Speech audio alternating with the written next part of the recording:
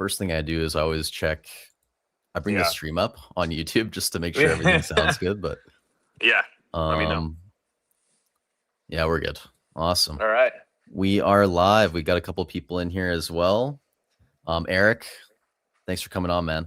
That's how I Man, start off every one of these. Appreciate you I'm taking the time. so excited to chat with you, man. We've been talking for a long time. Ever since your Straw Hat account really popped up on YouTube, I feel like we've been chatting through social media on Instagram. And I got into One Piece so long ago, and I was very early, and I would scour YouTube daily to see anybody if it was talking about the TCG, and then your account popped up. Um, you know, Around what, OPO 5, OPO 6, maybe, was it around Long, that time? no, like OPO 9, man. I haven't Okay, been in that's when this your super account long popped time. up. Wow. Yeah. Mm-hmm. Okay, But well, you're when your account popped up, I messaged you right away. I remember you had like maybe a couple hundred subscribers, and I popped over to your Pokemon channel, and I was like, "This dude is locked in. This guy is smart. He's sober. He's got process. I wanna talk to this guy for sure." you were actually one of the first people. It's crazy how long we've been chatting. I'm sure some people watching this or who are going to watch it in the replay, they probably don't know who you are. Yeah. So can you maybe give some context to the viewers as to how you got to this place in terms Yeah. of, your professional career and investing in One Piece and why people should care about Banana Ball as well? I'm sure we'll get Yeah, into that well, later okay. on. So, all right, my name is Erik Ostberg. I do have, I have an alternate social media called Luffy on Deck that I've been sort of toying with getting going. I've made a YouTube page, and I have a card page. Haven't posted on there just because, I'm a baseball player. I got drafted by the Tampa Bay Rays way back in 2017. I played in the minor leagues for 9 years, and just seen it all in the baseball world, man. And baseball was my dream. I was a major card collector as a kid, collecting baseball cards. Like, baseball was my first love. It was always what I wanted to do.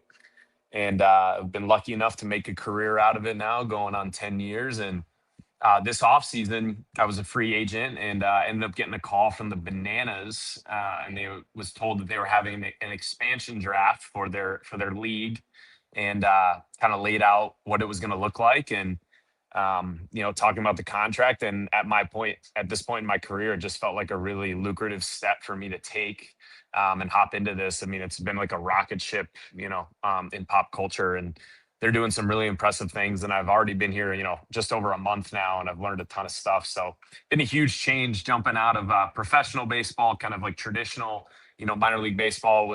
Basically played at every minor league level.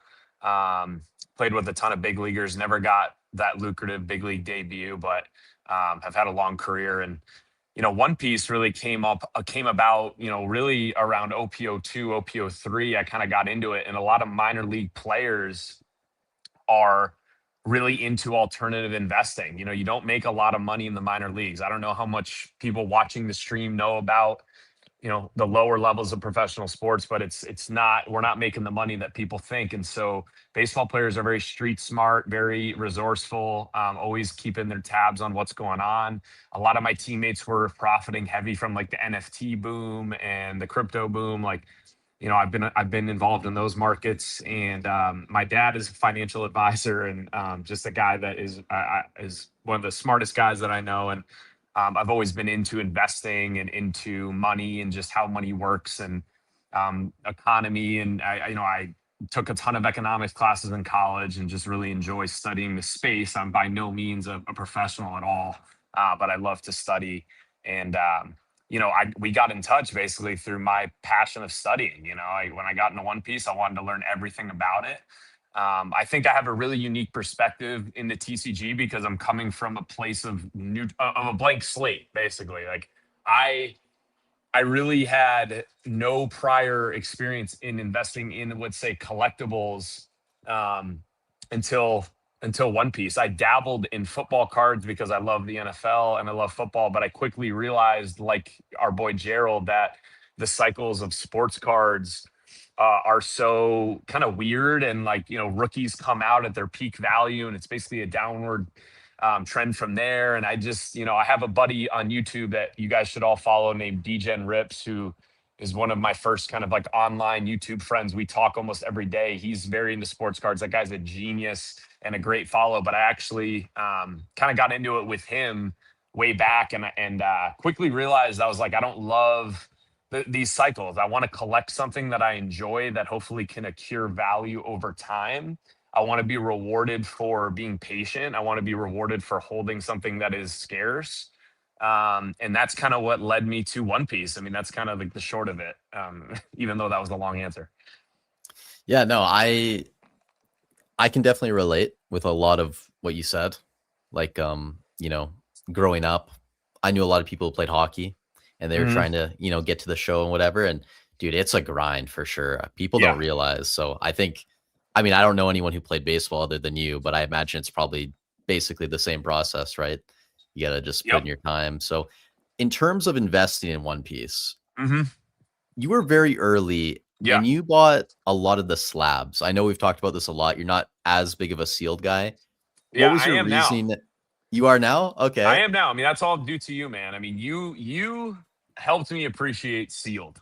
You know what I mean? Like my thesis around One Piece, around coming into it, and I was, coming again, blank slate.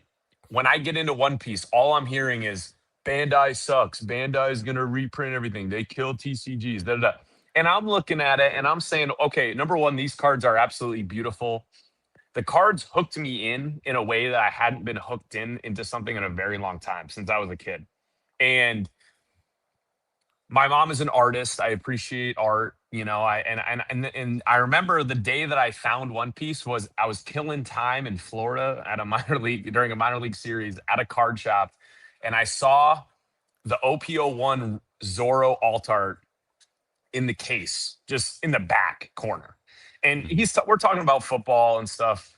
And I'm looking at the case and I'm like, what's this card? And he's like, oh, it's this new thing, One Piece. I think this was during OPO2 or OPO3, roughly. It just came out. And I picked up that Zorro card and I'm like, I've never seen a card like this in my entire life. Like, and I was again not in cards, right? So I'm, the borderless art, the detail, the foiling. It was next level. It was so detailed and so catching. It was just so mesmerizing to me. And I bought it on the spot and started doing some research on One Piece. And that was like when I was like, dude, like, I'm looking at vintage Pokemon and I'm like, wow, like, I start doing research on the IP and I'm like, this is one of the only legacy IPs that could compete with Pokemon. I'm like, this feels like a untapped market, guys like me getting pulled into these cards. And that was kind of like my first day intro. And you taught me about sealed, watching the videos. And obviously I want to be rewarded for holding something that is scarce and depreciates, right? I didn't appreciate sealed boxes originally because I loved the art so much and I wanted to build the sets and I like displaying them. I'm kind of OCD. I like having everything uniform, which is why I love my PSA slabs. I like having everything the same. But you really showed me the value in sealed and I was able to get into sealed, you know, thankfully early enough to build a really nice position. Not like you, I don't have cases or anything like that, but I have a really good relationship with my shops and I've got a bunch of boxes of every set and I just keep them and really appreciate having them. And I'm very thankful for you for that. I've built up a pretty good allocation. That's awesome, man. Yeah, glad to hear. We're gonna take a couple comments here too. Uh, Get me at Torgan. Hello, hey man. Thank you for stopping by the stream. Zuko was test 3. Thank you, Zuko. Appreciate you stopping by the streams, man. Very helpful with the test there. Let's see. Dat Boy Reigns, we in this bit. We are here We in a for bit, yeah, sure. we here. Mm-hmm. I'm Jollibee always in as the well. chat. Yeah, you are. I'm in You're all your always chats, lurking, man. man. Always lurking. Jollibee's here too. What's up, chat? How we doing? Let's see who else. Torgan's here again. And then we have Reese. Reese, we got Reese is Reese. Hey, watching. Reese. Hey, we got to shout out Reese. Reese is a huge. If you don't follow Reese Alexiadis and you like One Piece, this guy is number one, a baller. This guy, if you watch some of his outfield highlights, this guy can play, and he is kind of the champion of the One Piece celebrations and Banana Ball. And he's going to be doing some really cool stuff, One Piece theme this year. Go follow him for sure. Great follow. Reese is getting into the cards. He's got a couple cards. He busts a box here and there. But he's kind of trying to show me the way with these card shops down in Georgia because I'm new. You're getting him hooked, man. We're waiting for the Frankie manga. Yeah. Yeah, he likes the Enel That'll be manga. fire. He pulled me aside the other day. He Oh said, yeah, "You see yeah. that? You see that Enel manga?" I said, "Yeah, that thing is fire. We're gonna need it. We're gonna." Tomas is in here as well. What's going on, man? It's getting late in Portugal, bro. Why are you still up? Get to bed, man. Heck yeah, baseball cards. Yeah, I mean, baseball's cool for sure. I never got into sports cards like Erik did probably. I mean, I had some hockey cards growing up and stuff, but the new kabooms and things that they do, like some of those cards do Yeah. interest me, man. Yeah. Mhm. Did you ever open like what are the really big boxes called where you get like 2 or 3 Uh, hits in them? I mean, there's huge boxes like in sports cards. It's like Gerald talks about it too, right? It's like your flawless, um, your prism, like and Mhm. hobby boxes versus retail product, right? That doesn't exist really in TCG, but prism hobby, right, could like run you $2,000 for a box, right, from like 23, and nothing, TCG is similar but very different, and I quickly got tired of like just the way that sports cards are set up with like the breaking aspect, and I know that there's rip Mhm. and ship and breaking in TCG, but it's a little bit less so. And we can get into the sports cards discussion, but it just for me the way that how active you need to be in your buying and selling and how speculative you need to be. Just like I didn't have the time with baseball to like play the cycles how I should.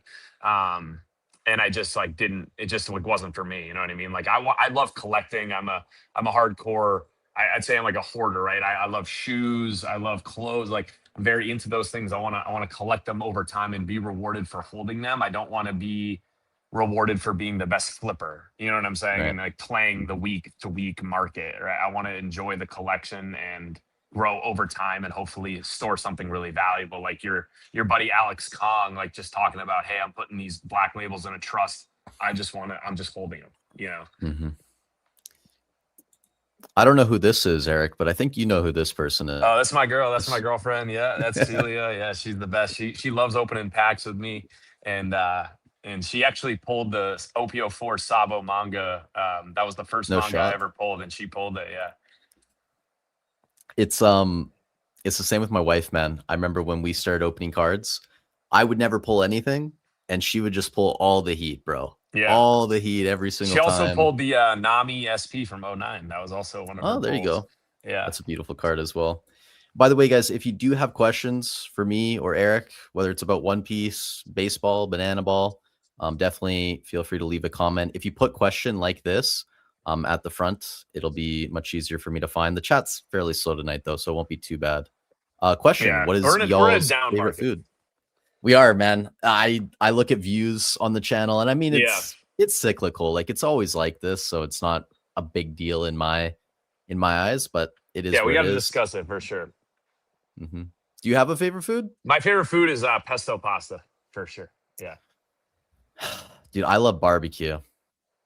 Barbecue yeah. is really good, I got with some mac and hibachi sitting in cheese. front of me right now.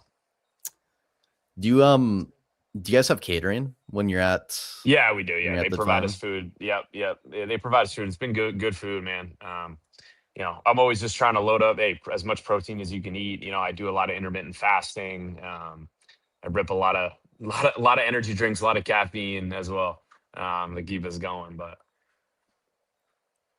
Let's see. Let's take this one too. How long do you think good and bad cycles last? Probably based from Pokemon. What are you expecting for One Piece? well, all right. Well, if you want my perspective, what I'd like to, I had some notes coming into this. I'm an OG One Piece guy, right? And I believe that we just sort of exited the first phase of sort of the One Piece TCG. I feel like we've just moved out of perhaps the OG era, and I don't know, Grayson, if you agree with me, but I felt like OP13 was kind of the end of the OG era, right? And you talk about now, I don't know Pokemon like you do, but you think about those early boxes and those early sets. I feel like we sort of exited that phase, and I feel like with OP13, it's really important to remember that what they're doing with OP13 is no different than what they did with '05 and '09. We just didn't have sort of the popularity at those times. I mean, OP05, they reprinted for almost a year. There were multiple waves of OP05. It was a $150 booster box for a long time.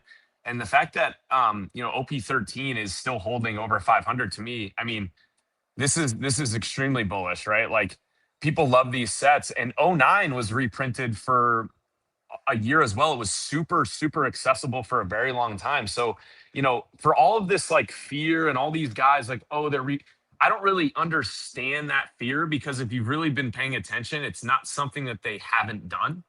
Mhm. And, I guess it does provide us with an opportunity, but when I look at it holistically, I'm totally okay with what Bandai is doing. And if you look back, you should have time to enter these sets, right? Like, all these hype beast idiots who are buying these cards and can flip them for 20% more in a week, thinking there was free money all over the board. Like, that's good for us a period of time, but I'm really excited to see us stabilize and sort of like grow and build some support at these price levels, because in my opinion, man, like, my thesis is mangas and seal, right? Like, I want the high end slabs that I do sort of see as deflationary, because these are so rare and so scarce, right? I do believe that they could be name your price assets at a later point in the future. I don't know when that is going to be, but with pop counts under 1,000 and around 1,000, like, once these mangas find their homes and these collectors, like, you're just not gonna see them. Like, I have mangas, you don't see them. I don't ever bring them to shows. I don't parade them around a ton online. Like, I have them and I'm holding them. I love them and I view them as really, really safe and scarce assets. I think the manga card is one of the best chase cards ever invented in cards, period. I think there's an amazing uniformity to them, while they're also all extremely unique in their own way. And it's very addictive to chase the complete manga set. And so when it comes to like the cycles, the overall markets have a ton to do with collectibles, right? If crypto and the S&P are not doing well, it's going to negatively affect collectibles in a more extreme way, and that's just how it works, right? But when I look at One Piece on the whole timeline since OPO2, when I jumped in, I mean, nothing that they're doing is out of the ordinary, and I don't think we should be scared at all as maybe investors per se or collectors. Um, there's so much upside in this IP. I think there's so many untapped fans of this IP that are in the West that still haven't figured out that there's a card game yet. And I Mhm. think that we're going to see that in 26. And I don't know how you feel about it, but I don't think that, I'm not scared of a down tick in the cycles. I think that we need to build support, and I'm happy to. Yeah, I mean, I think there's so many factors that go into how long some of these cycles last. Like you said, I don't think that crypto and the S&P and everything is like directly correlated. There is some level of correlation and influence from other markets, but there's so many things like pop culture, like where One Piece is at, where Pokemon is at. I mean, when Pokemon Pocket came out in late 2024, that was massive. Yep. And that basically fueled all of 2025. One Piece, like when I look at the boom that kind of happened, there really was nothing fueling it other than maybe like just so much hype from other TCGs kind of spilling over into One Piece. Like live action Well, season 2 is coming this year, season 3 is coming. Those would be I mean, things that I would say affect that more. I would offer the perspective that, I've One Piece has always been really hard to find. Like, I never have been able to find One Piece in a retail shop, like in a Walmart or a Target. Like, it's extremely rare that I find retail product. Mhm. And at all the card stores in the Northeast, I'm from Massachusetts, like all the card stores that I'm close with, they sell out day of, right? I need to like reserve my boxes ahead of time. So I've always viewed One Piece as like a scarce and desired product. And I think when that TCG Black Friday sale happened, I think that there was a lot of pent up demand for a lot of the singles, and like the manga cards had been slowly ticking. Like, you've been tracking the prices, like they were slowly ticking up. And I just think there was sort of like a an awakening, saying like maybe a repricing event of like, hey, these are actually really rare and they're underpriced. Like, I always viewed Mhm. mangas as extremely just flat out underpriced for how rare they were. And if you go to my Luffy on deck page on Instagram, I made a video messing around about the signature card when it was $1,200. And I was like, this doesn't make any sense as to why it is priced like this, like based on the sales volume of the IP of One Piece. It just didn't make sense, right? And like now I think Mhm. that we're at a maybe a more normal price. I think the flippers and the hype beasts and the bums that like think they could just buy a card and flip it for 20% next week, those guys inflated us maybe 10, 20, 30% in the last couple months when the free tenders were chilling on eBay. But now I feel like we're normalizing into a position where, hey, like, you know, and I don't know how you feel about like a repricing, but in a lot of markets, there's always like a repricing, right? Like it's just Yeah, I something's mean really things undervalued.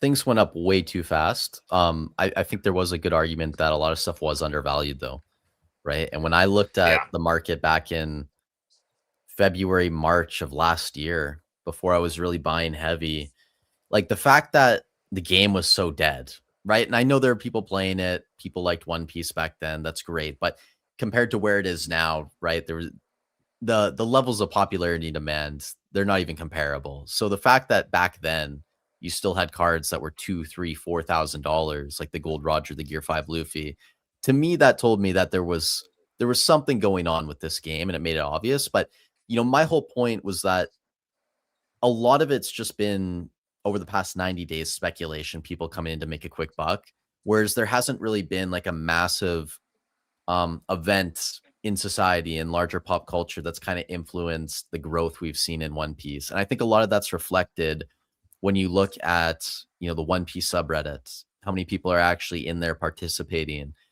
Sure, the game is growing, the manga's going on, the anime is coming back here soon for season 2. Like there are a lot of things going in the right direction that are bringing people in. You look at all the promos as well, Yeah. like the Red Bull one, the Dodgers promo, like everything going on. Like it's definitely bringing people in. But I'm just saying, when we looked at the Pokemon cycle in 2025, there was a clear catalyst as to why everything boomed, right? Whereas with One Piece, we haven't really seen that yet. But that doesn't mean we can't have slow and steady growth. Like you said, Hmm. before October, November of last year, things were still going. And that was kind of my They were. point to a lot of people. It was like, Yep. hey, this isn't just a flash in the pan. Like these things were moving before Yes. you guys started paying attention to them. Yes, dude. I have a buddy back home that I was kind of talking to about One Piece. His name is Nico, and he had just jumped in right before the big boom, and sort of and he sort of like, I don't want to say he had got like unrealistic expectations for like what was normal, but like it sucks to see like your collector numbers like drop down. Like I hate seeing that, of course, but like again, what I would respond to with that, and I've tell people is like, I just view One Piece as like, right, there's a couple vessels of value, right? Like Pokemon has this vessel of value where there are so many market participants in so many different phases of the IP. And I look at One Piece, and it's been going on like roughly the same amount of time as Pokemon, right? I wasn't a Pokemon kid myself. I can appreciate the nostalgia that it brings and I appreciate what it is. But it just felt like this vessel was like not full, right? Like this is one of the only legacy IPs that could compete, right? And I also, Magic is kind of drying out, right? Magic, the art in Magic and the stuff that they're doing is kind of running stale, right? Yu-Gi-Oh was kind of falling out of favor, and One Piece comes, and here's this really fun game, right? We have players filling out these tournaments, like I'm being begged to play, join this wait, get on the wait list quick, you want to play, you collect, like so many people are into the playing side, and everybody was talking about One Piece like it was a player dominated game. Like back when I got into collecting it, everybody's like, oh, it's a player's game, there's no collectors, right? And you got into it, there was sort of that talk that was going on. So I look at it, I say, okay, we have a fun game to play, we have a great IP, we have amazing art, and we have short print runs. So then I'm Mhm. like, so where's the downside? So I'm like, okay.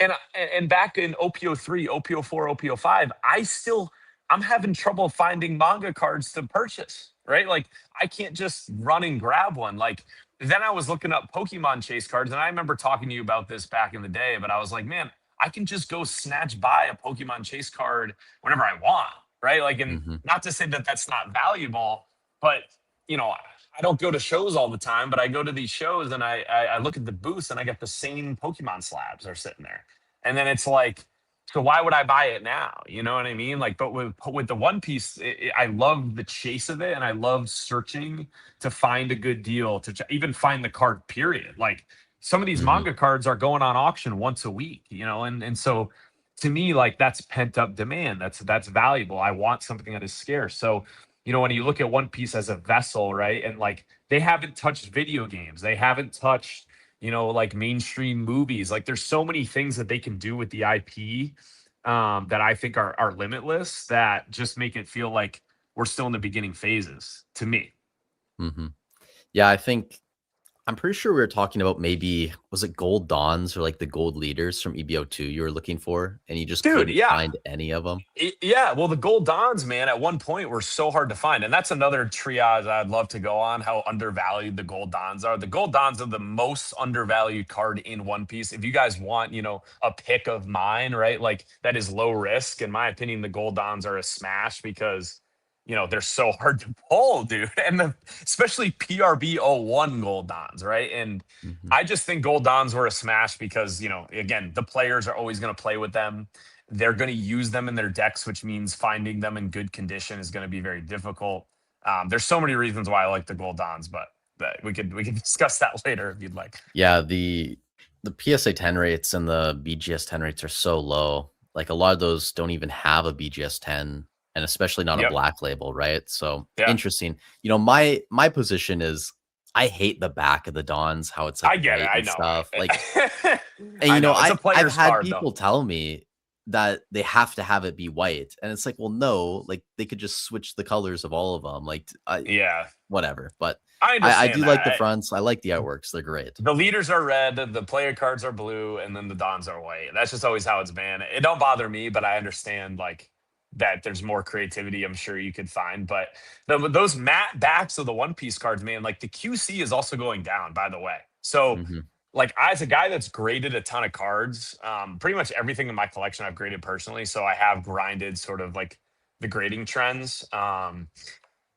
With these print runs going up for these sets, like it's going to be harder to find better copies, and I'm noticing that through the grading. And PSA is also a lot more strict with One Piece cards. Like One Piece, the QC obviously is incredible. Like when you compare it to Panini or you compare it even to Pokemon because of the card stock, it's getting increasingly more difficult to get PSA 10s, and PSA just obviously raised their rates. So PSA 10s, I think, are going to become more scarce and honestly more liquid as we move forward here. So, um, nothing against BGS. And I've talked to Alex about, the black label chase. That's not really my cup of tea. I don't really love like getting a 9.5 from Beckett with no transparency really as to why it's not a 10 versus a 9.5. I just prefer PSA, but that's just me. But yeah, I'm very bullish on slabs, especially with the upcharging grading now. I think that's really really good for long term collectors. By the way, have you seen, speaking of Alex, have you seen the Black Label Roger, how many there are now? Um, no, I I think haven't. it's I haven't been 71, tracking. I haven't 71 been or track. I 72. just follow his posts. He makes me laugh because he's so funny because he's a real big dog. Like he's got real money. Like he's smart. The guy's been through it, and he just posts all these stupid hype beasts on Reddit. Like like talking like they know something. Like it's just so funny to me. There's levels to this Mhm. game. I don't claim to be an expert. I think I'm close to being a One Piece expert, but I'm by no means an insider or at all. I'm just a guy that studies a ton. Um, but he makes me laugh, man. I think it's an interesting conversation too, about the card quality, because my guess, and I was thinking about this months ago, is when they do increase print runs, it makes sense if card quality goes down a little bit, right? They're just printing more of it. They're not going to be able to put as much time to every single cut. And, maybe that's me being uneducated. It just seemed logical, right? So if that's the case and the PSA 10s are more difficult to get in the future, it's probably going to prop up the ungraded copies as well. So then Yeah. when we look at like top 10 value in sets, going to be even higher. Yep. It's something to pay attention to for sure. This is I a good guess question right here. Yeah, we Yeah. kind of answered this with the Gold Dawns, but is there anything else that you're picking up Well, that you okay, so are my interested in? thesis, man, my thesis has always been, right? I want the top chase cards from every set, the mangas, right?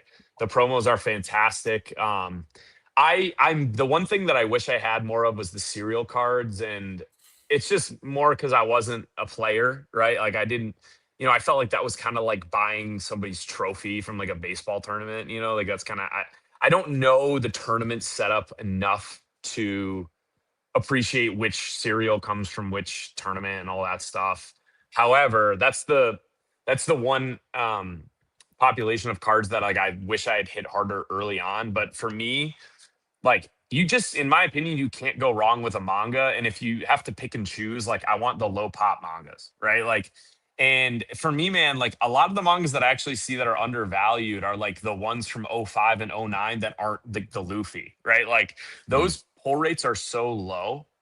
um the Trafalgar Law manga from OPO5 I think is one of the most stunning mangas that they've printed. I love the pose and I love the way the purple looks, and it's only, I think it's got a pop count in the 500s if that's off the top of my head. But older lower print run mangas to me are still honestly a little bit undervalued. Like, like the Luffy takes the cake. Obviously it's one of the grails of the game. However, those other mangas from those sets are still, I would say, accessible, and they're hard to find and they're low pop. So I think those you can't go wrong.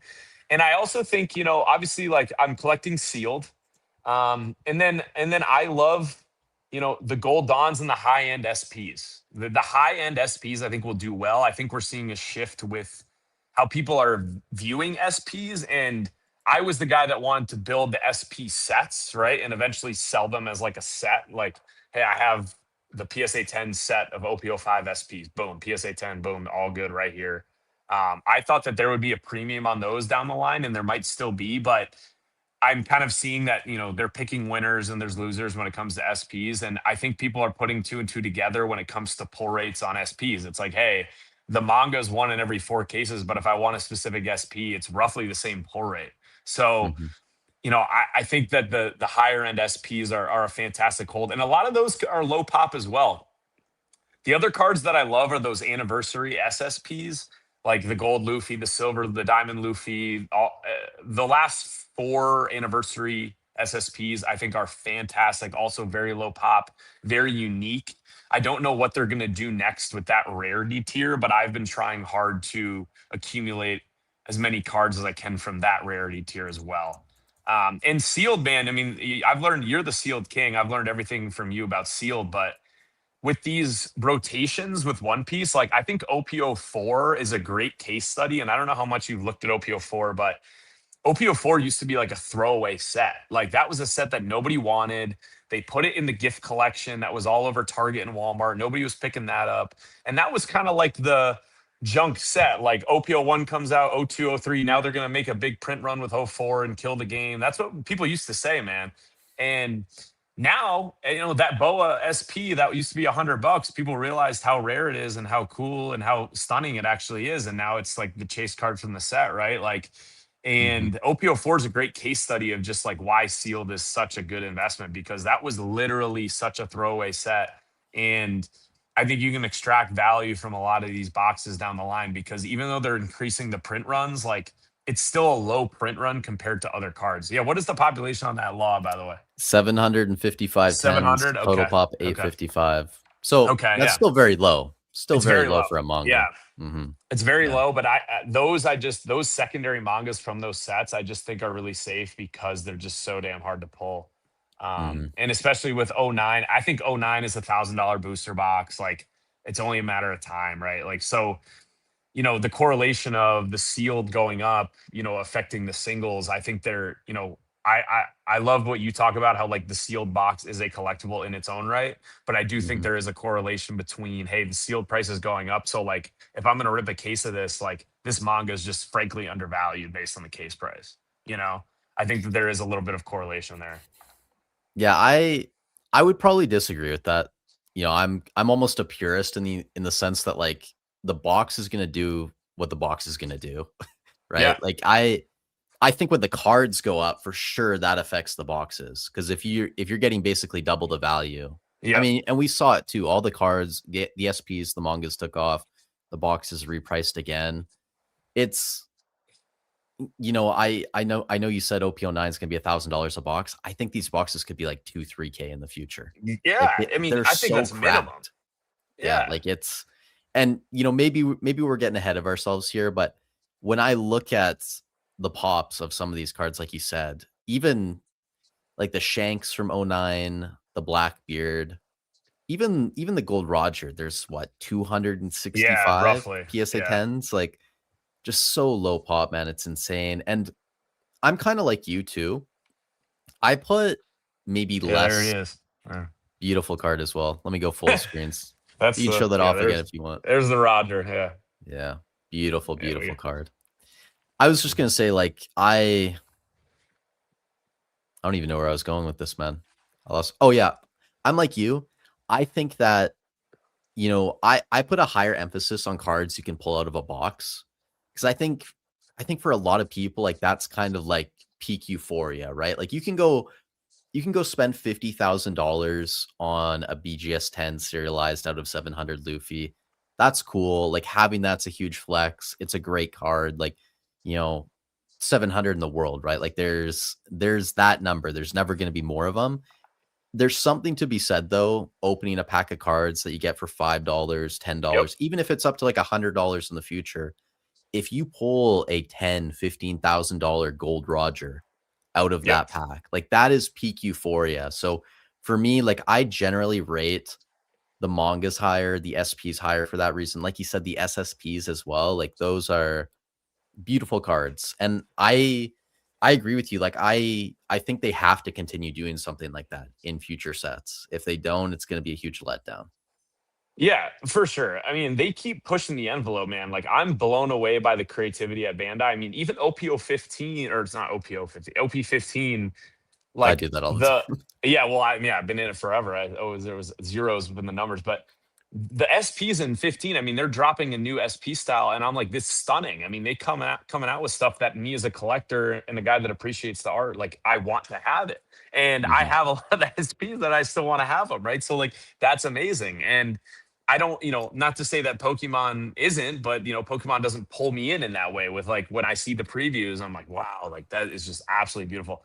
And to your point, I don't think you're wrong by any means. In that case, you're solely responsible for my EBO1 allocation, right? Like just that shift in mindset of thinking like, hey, this box itself is rare, right? Like it Mhm. is just hard to find this box sealed that makes it a good collectible. And I wasn't, I was a guy that loved the cards. Like I, want to open the boxes, right? And like now I've shifted my perspective on that, and I'm very appreciative for you for teaching me that because that mindset plays true. And I think you really can't go wrong in this game given how popular the game is from a player's perspective and collector perspective right now in like mixing having some mangas and sealed if possible, right? Like it's just you can't go wrong. And mangas are very liquid. This is something that I tell my friends that ask me now. Like I get all these questions like weekly about should I buy this card? Like I'm sure you do too, but I get Mhm. questions weekly from people,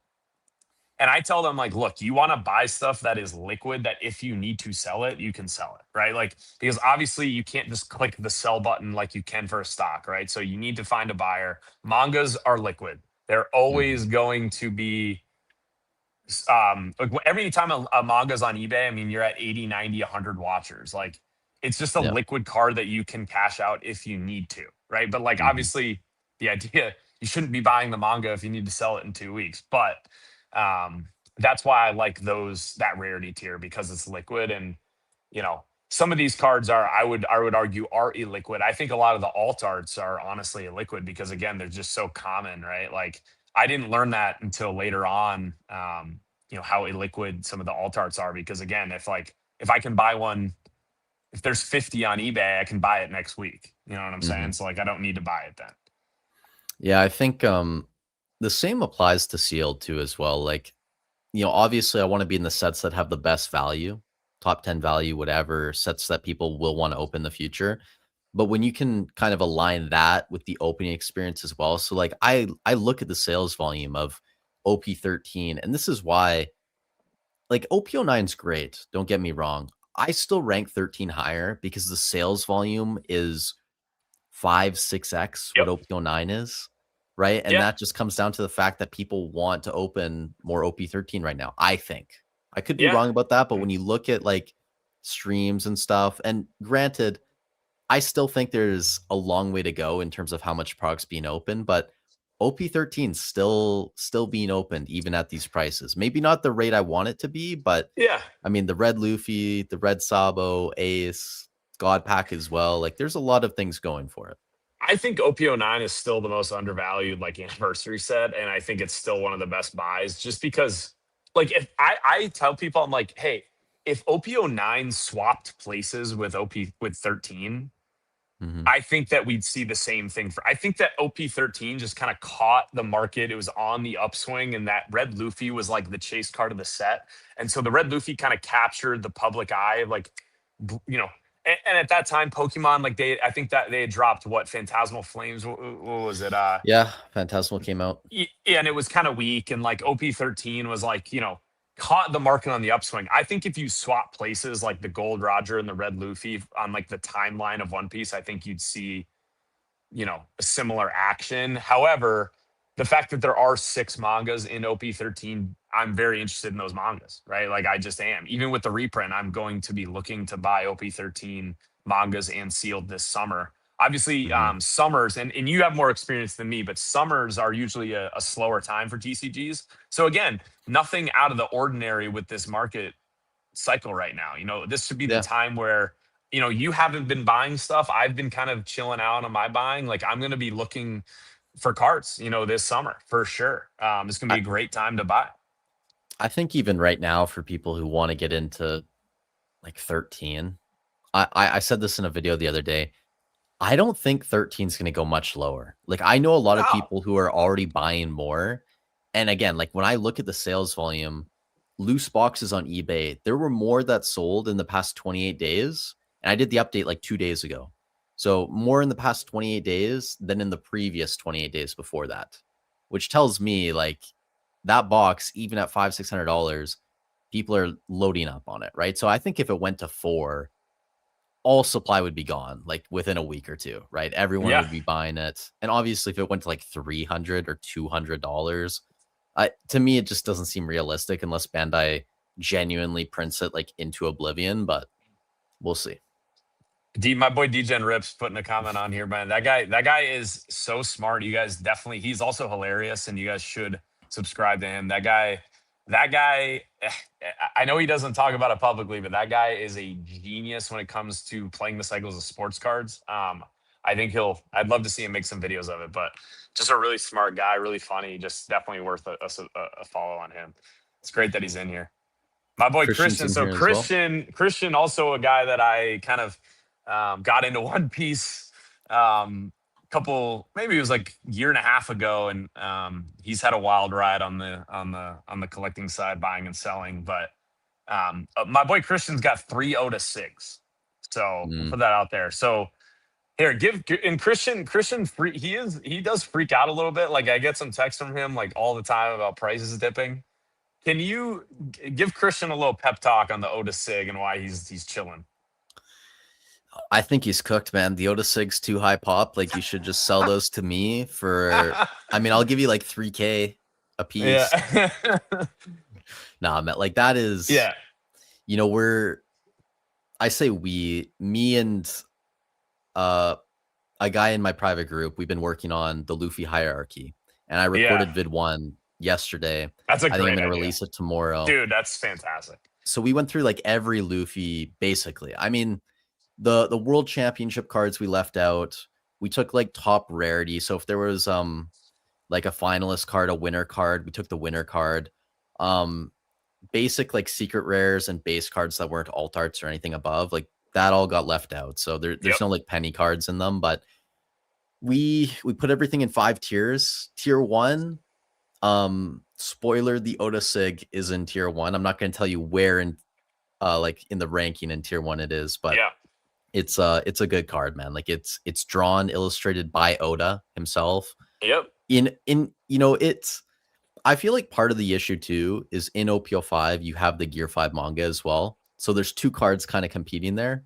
Yep. I, you know, with every passing week, I think I lean more towards the Oda signature, even though the pop is like slightly higher. I think Slightly. just the Yeah. fact that it's illustrated by Oda and it's signatured, like that means a lot, right? So owning Yeah. those, if One Piece does well over the next 5-10 years, those are going to be expensive cards. Like I just view Oda, that card is tied to his legacy, right? And as the story comes to an end, and we sit here and we talk, maybe we do another live stream in 10 years, and it's like, man, what's the most iconic card to have? Like it's in the conversation, and it's never not going to be in the conversation. And so yes, the prices on that card have dipped some.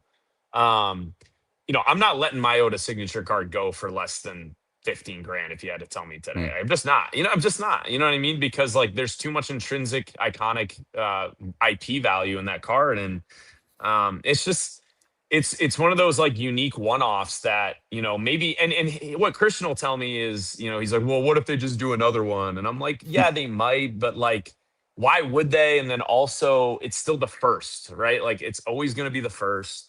And that's the thing with that Gear 5 Luffy, like, it is the first Luffy manga, right? And so like again, that's a really safe card in my opinion, right? And it's very liquid. It's just there's always value in the first, and that was again what drew me into One Piece. I'm like, man, like if this IP and this TCG can kind of take off, like I have the first of everything, right? Like Mm-hmm. if I had just been smart when I was 9 years old and just got the Pokemon cards at Target, you know what I'm saying? I would be good. I'd be chilling. You know what I mean? And I Mm-hmm. took that like mindset, kind of like viewpoint of it. Like I'm like, man, like having the first of everything. And this brings me into something I want to discuss with you. I cannot stand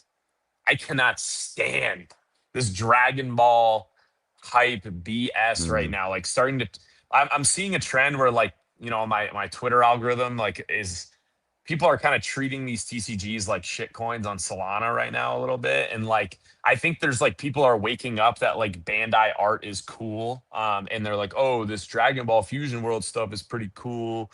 And yeah, and like anything with a short print run, we should just buy up, and like I'm hating that side of like what I'm seeing right now in the TCG space because, you know, TCG is not crypto, and it's a slower moving market, and it's different. And, Dragon Ball has like zero player base. Like One Piece has an exploding player base, right? Like, so I kind of hate that trend that I'm seeing right now. And I'm sure you'd love to riff on that because I'm very interested in your perspective on kind of that shift we're seeing in Bandai games, especially. Yeah, it doesn't surprise me that people started buying Dragon Ball. I bought a couple Union Arena boxes, like kind Yeah. of way before even Dragon Ball started popping off, because I kind of figured if One Piece was going, people Yeah. might start looking at the other It's a Bandai spillover. There's based always a games. spillover. Yeah, Always. exactly. So, Yeah. for me, and this is why I've always said One Piece is riskier than Pokemon. And people call me crazy for that, but at least with No. Pokemon, like you have consistent demand to open the product, to buy the product. And sure, like the pops are huge. That's why I don't invest in the single cards in Pokemon. It's all sealed product. But in One Piece, sure, there's demand to open the products. But for me, it's not at a level yet where I'm super happy with it. Like I Mhm. want that to continue growing. I want there to be more collectors in the hobby.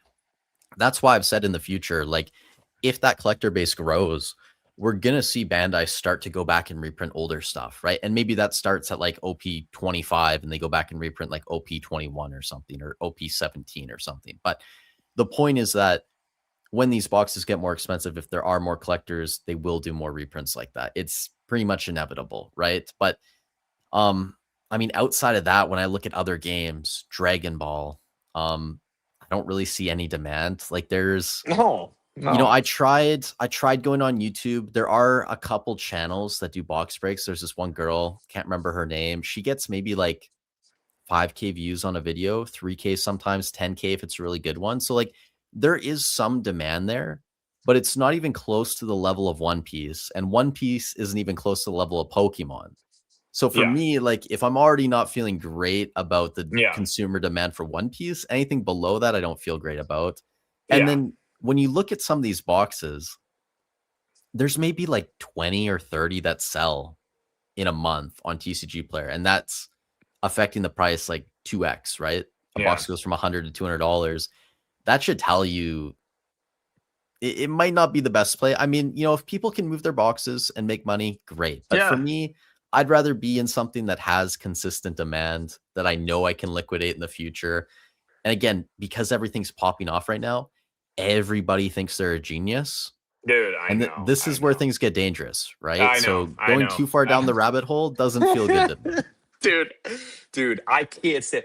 I'm on Twitter. It's like, oh, you guys want the Oda signature equivalent? It's this Sengoku card, and I'm not saying that Dragon Ball Z is not a great IP and it is a great anime and it has history, but it's too fragile and there's no and Fusion World's been and there's two Dragon Ball TCGs, right? There's Super Fusion World. There's so many cards and I'm on the outside and I'm not tracking, what happened with Super and then Fusion World and you know uh, to me, like it's just the guys that came into One Piece in the last 4 months and they're buying a manga and flipping it for $400 more on Mhm, eBay and they're like, oh, what's the next thing? What's the next thing? Oh, let me hop over here, and let me pump this card up and buy 10 copies on TCG Player because it's short printed. Like it's so fragile to me, and it's like the buyer population is so small. And um, it- I know that you haven't we haven't touched on it, but to me, man, like the game being good matters a lot.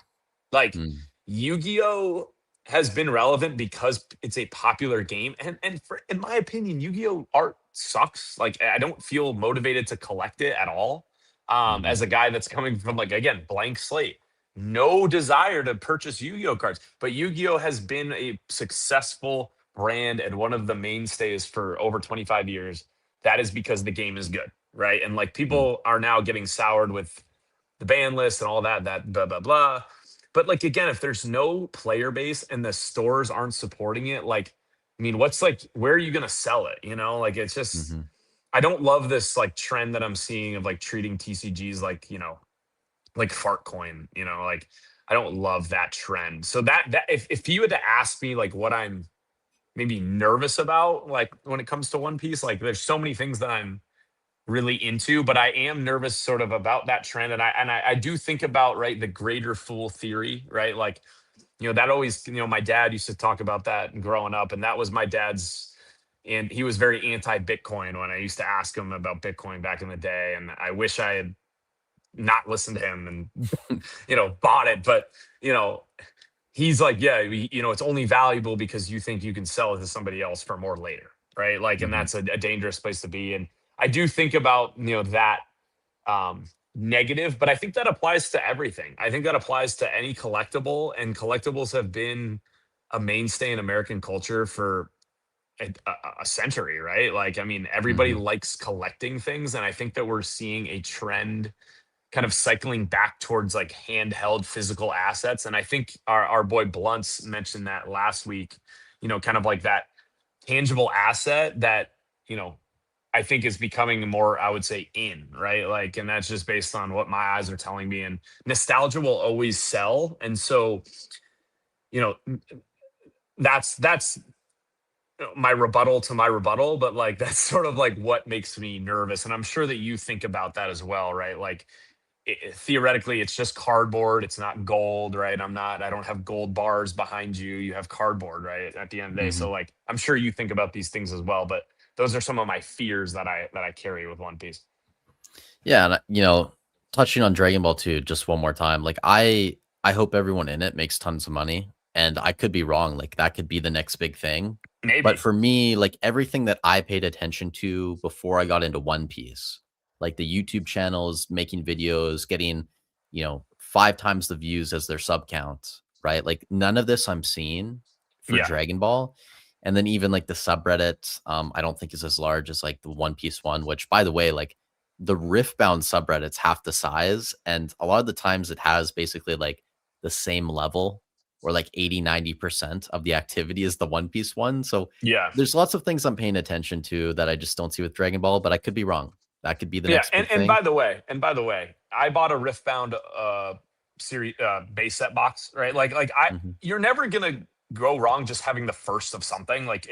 But again, Riftbound just came out and it has some legs. Like Dragon Ball's been out, you know what I mean? Dragon Ball's been out, and there's never been this level of demand until like the hype beast starts cycling.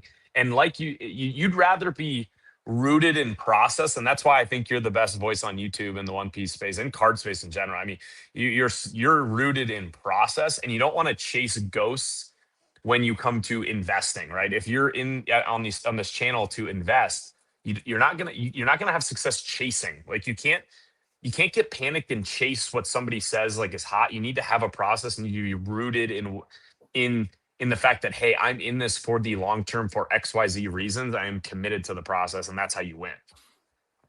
That's that'll be the last thing we say to Christian too. Like, you know, owning the cards and being worried about the trends coming down. You can't be racing to the bottom on it too. So like the fact that Yeah. we're now in a correction on these cards, prices have come down 20-30% or more. If you sell now, like you're just gonna be cooked because this is a buyer's market at this point. So you're gonna Yeah. be competing, trying to offload your cards. Not worth doing. You have a good product, hold on to it. Um, hopefully he gets enough out of that. I think Yeah. I that mean, should be more that's than what I enough tell him too, confidence for man. him. It's all about your timeline, right? Like I'm not going to expose his personal life, but you need to have a clear timeline, right? And the Mhm. prices for One Piece definitely went up quicker than I actually ever expected. Um, and I'm lucky that I was in so early that I'm not. I would say I'm not phased by dropping 20%. I mean, I bought these cards years ago and I've loved having them. And so I'm kind of just studying, right? I'm enjoying the ride, but hey, I have a lot of value in my collection. I don't want to see my value go away at all, like as much as the next person, right? Like, Mhm. but I'm trying to remain process oriented. The print runs are short. The IP is still popular. Netflix is committed to doing a season 3.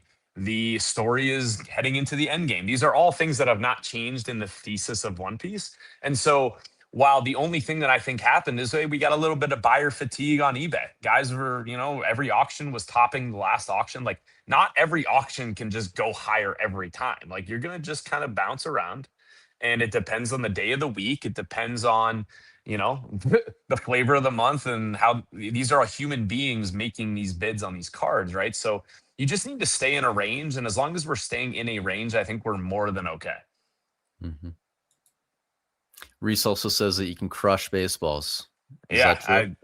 I would hope so. I would if I'm not I wouldn't be here if I could have, but Reese can hit, man. Reese can hit. I'm trying to be one of the best hitters in this league though this year for sure. Do you guys have like an all-star game or anything?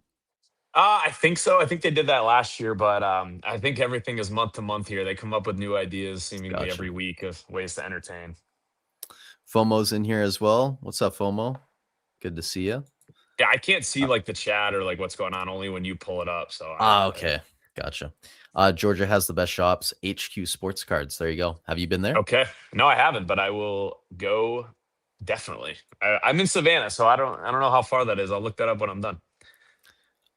Get me at Hey, Torgan. waiting for Whitebeard and Katakuri mangas. Again, there are so many characters that they haven't touched on mangas too, which makes me also excited. Yeah. Like everybody wants the Nico Robin manga. I think that's coming in PRBO 3. That's my thesis. I don't know if that's, I have no information to say if that's going to happen or not. But another reason I'm excited, they have so many characters that they could, Doflamingo, there's so many impactful characters that haven't had a manga card yet that people are going to want to collect. And I don't know if people are kind of crapping on the Kobe manga, but like Kobe was a episode 1 character. Like he's an OG character in the show. Hmm. And I think it's perfectly okay for him to have a manga card, and I'm excited about it. And the thing that I think is awesome about the mangas, and it's not as much so now because they've gone up and been repriced, but it is attainable to sort of have the entire set. And I'm meeting more and more people like me that like seemingly want to do that. And there's a guy, I don't know if you've seen Canto Vault. Have you seen that guy's page on Instagram? Yep. So I Hmm. think he's pretty sober as well. Like I think he has like pretty good like process oriented takes.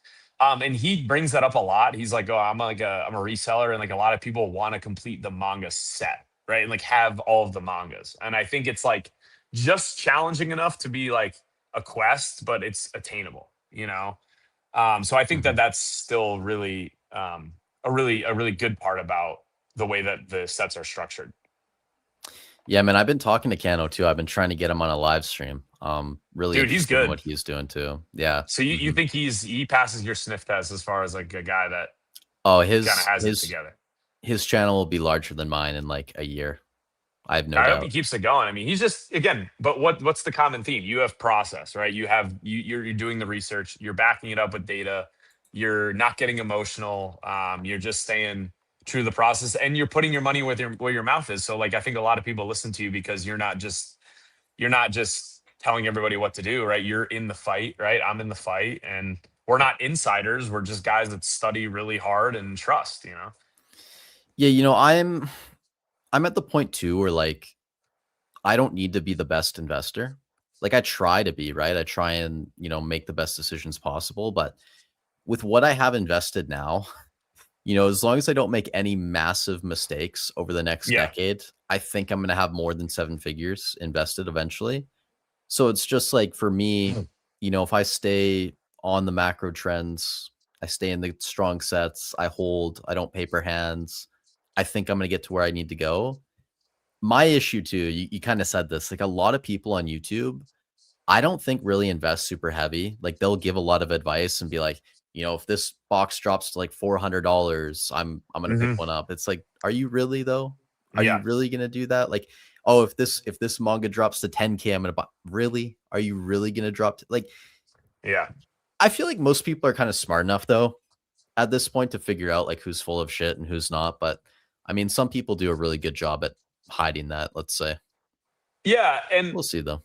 And so you feel similar about the collectibles market like I do. Like I still think that there's room for the collectibles space to grow. I mean, you see Oh, Kevin for sure. O'Leary talking about, um, sports cards and high-end cards and collectibles being like a really legitimate asset class and Hmm. collectives starting to buy shares in big cards. And I think that it's just becoming more normalized, right? Like kind of like crypto is like normalized, as like a legitimate asset class. And I think the other thing, the important thing I wanted to bring up on that was about, oh no, I forgot it. Oh crap. The Look, I'll just YouTube. say too, like, for me, if the collectible space grows, like that's great, but that's not really even my primary thesis. It's all just gambling for me. And that's why I invest in the sealed product. Like I look at the rip and ships, they need product to open. So, Prismatic, Black Bolt, White Flare, talking Pokemon here for a minute. Like Oh yeah. there's so much demand for some of these sets. Eventually, Pokemon stops printing product.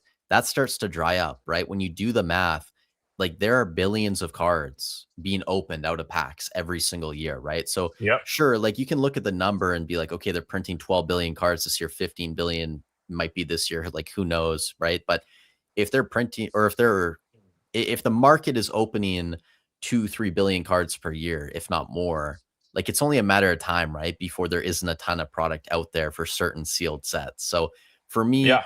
that's why I stick with the deflationary items. If the collectible side keeps growing, great. Like if the pop 40K or 50K bubble Mew can get up to like 2K one day or 3K, 4K USD, awesome. Like that's only going to benefit me more owning the Hmm. sealed product. But I am trying to position myself in a way that as long as the gambling aspect is there, which I think is going to continue, unfortunately, Yeah. that's really all I'm concerned about at the end of the day. Yeah. I mean, why it would? I don't see why it wouldn't go away. I mean, people have been opening packs, from the beginning of card history, right? Like pack opening is a core memory for a lot of kids, and I know that at TikTok and whatnot have sort of gambleized the industry per se. Mhm. Um, I do I don't love like the Logan Paul effect and these arena clubs and these like virtual like opening systems and like, hey, sell the card now at a percentage or get it shipped to me. Like I don't love that side of it. I like organic. I like, in hand. I think that that's never going to go out of style. And that sort of side of it has driven a lot of people out of it. And what I was going to say before was kind of in relation to that. I know that you had touched on one of your recent videos about like the titles of your videos, and I feel like we're in like a sometimes we're in like a house of mirrors kind of where you go on YouTube and it's like, manga boom and like a big green arrow on the thumbnails, and then it's like, mega crash. Oh, is it over? Is it all over? Like, and people see, and I know that you need to create these thumbnails to generate clicks, and I totally understand like how YouTube works and the algorithm and the business side of it. But I do think, I just feel this. I don't have any data to back it up, but I feel like all these like extreme like titles and takes on in YouTube almost speed up the market in a sense. Like I feel like there's a percentage of Mm. people that do get freaked out. Like I'm on my YouTube algorithm and there's 3 videos in a row that are like, oh, is this the bottom? Is this the end?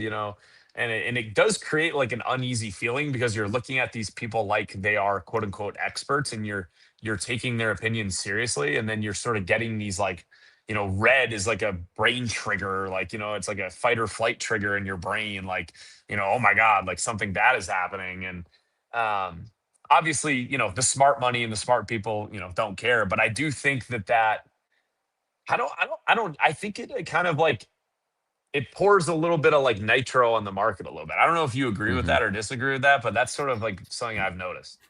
Yeah, I think it's plausible for sure. I think just in general, right? Like even when you go outside of TCG collectibles and you just look at life in general, social media and just technology in general is kind of just making us evolve, let's say, at a faster rate. Like the things that are going to happen with AI over the next like 20 years is going to be insane. But Yep. social media in general, it's something where a lot of people engage with it, probably in a bad way, myself included too. Like the scrolling culture, right? The limiting attention spans, just everything going on. Like I get it for sure. Like it's all about it, attention at the end of the day.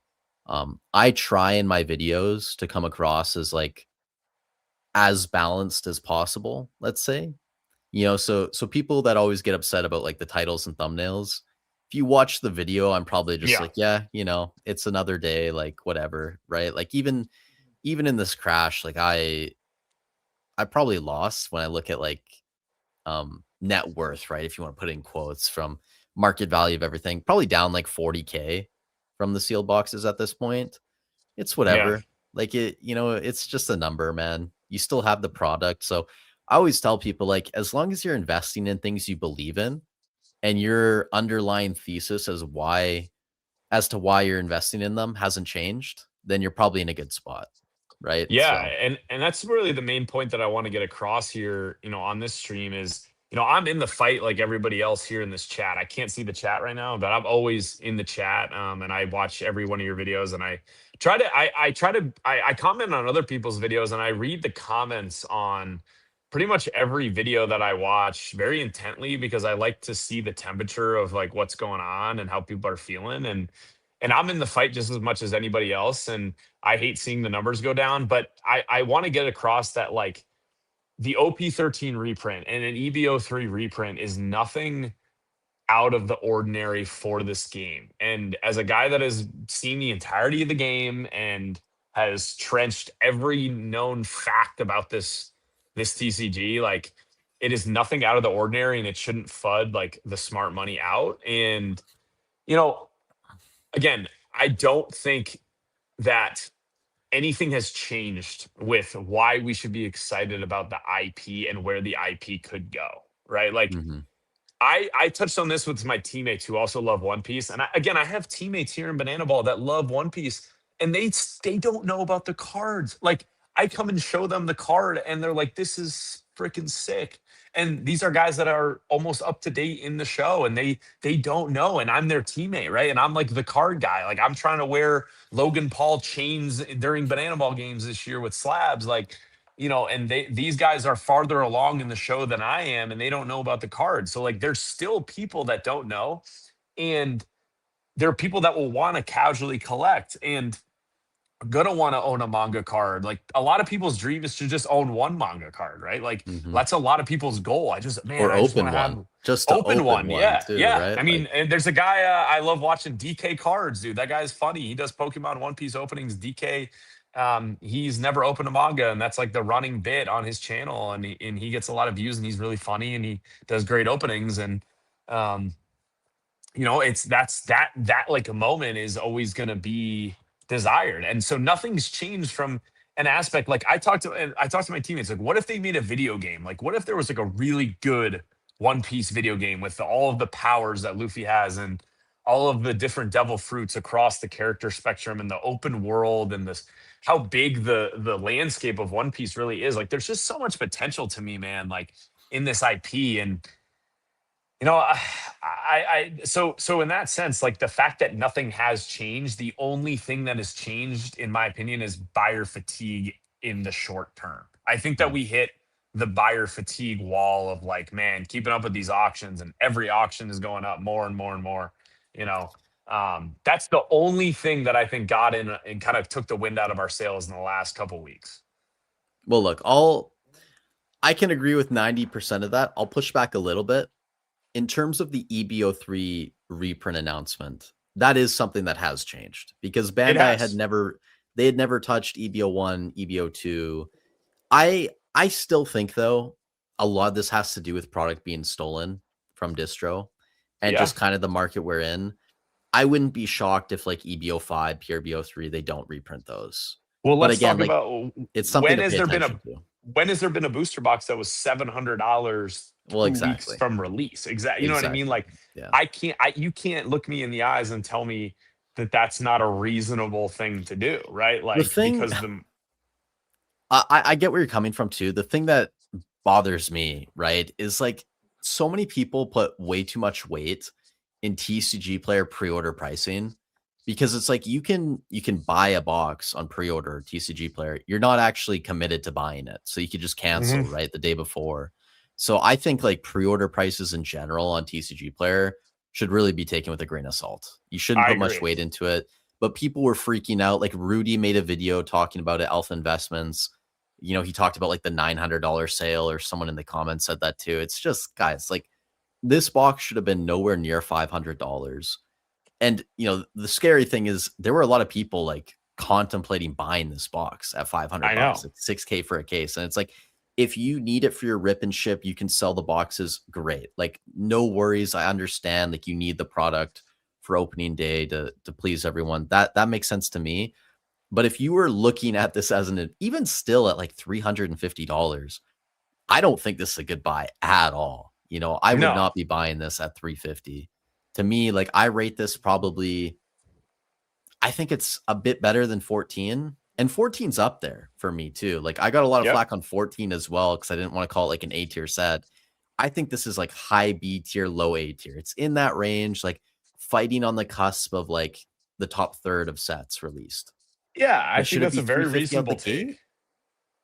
That's a reasonable take. I think what's pushing it is the fact that it's common knowledge that, oh, it's a short printed set. So like that was driving a lot of the momentum. Like, well, EBO, look at EBO one, and look at EBO two, and look at the chase cards, and and people are catching on to the fact that, oh, these this was this the entire let me take you back to when EBO one came out. Like the entire thesis of the EB sets was to boost the accessibility to like deck building, and and putting more cards into the meta that could like shake things up, and it was a player set. Like that's why EBO1 doesn't have like the crazy chases, is because it was designed to be strictly a player set.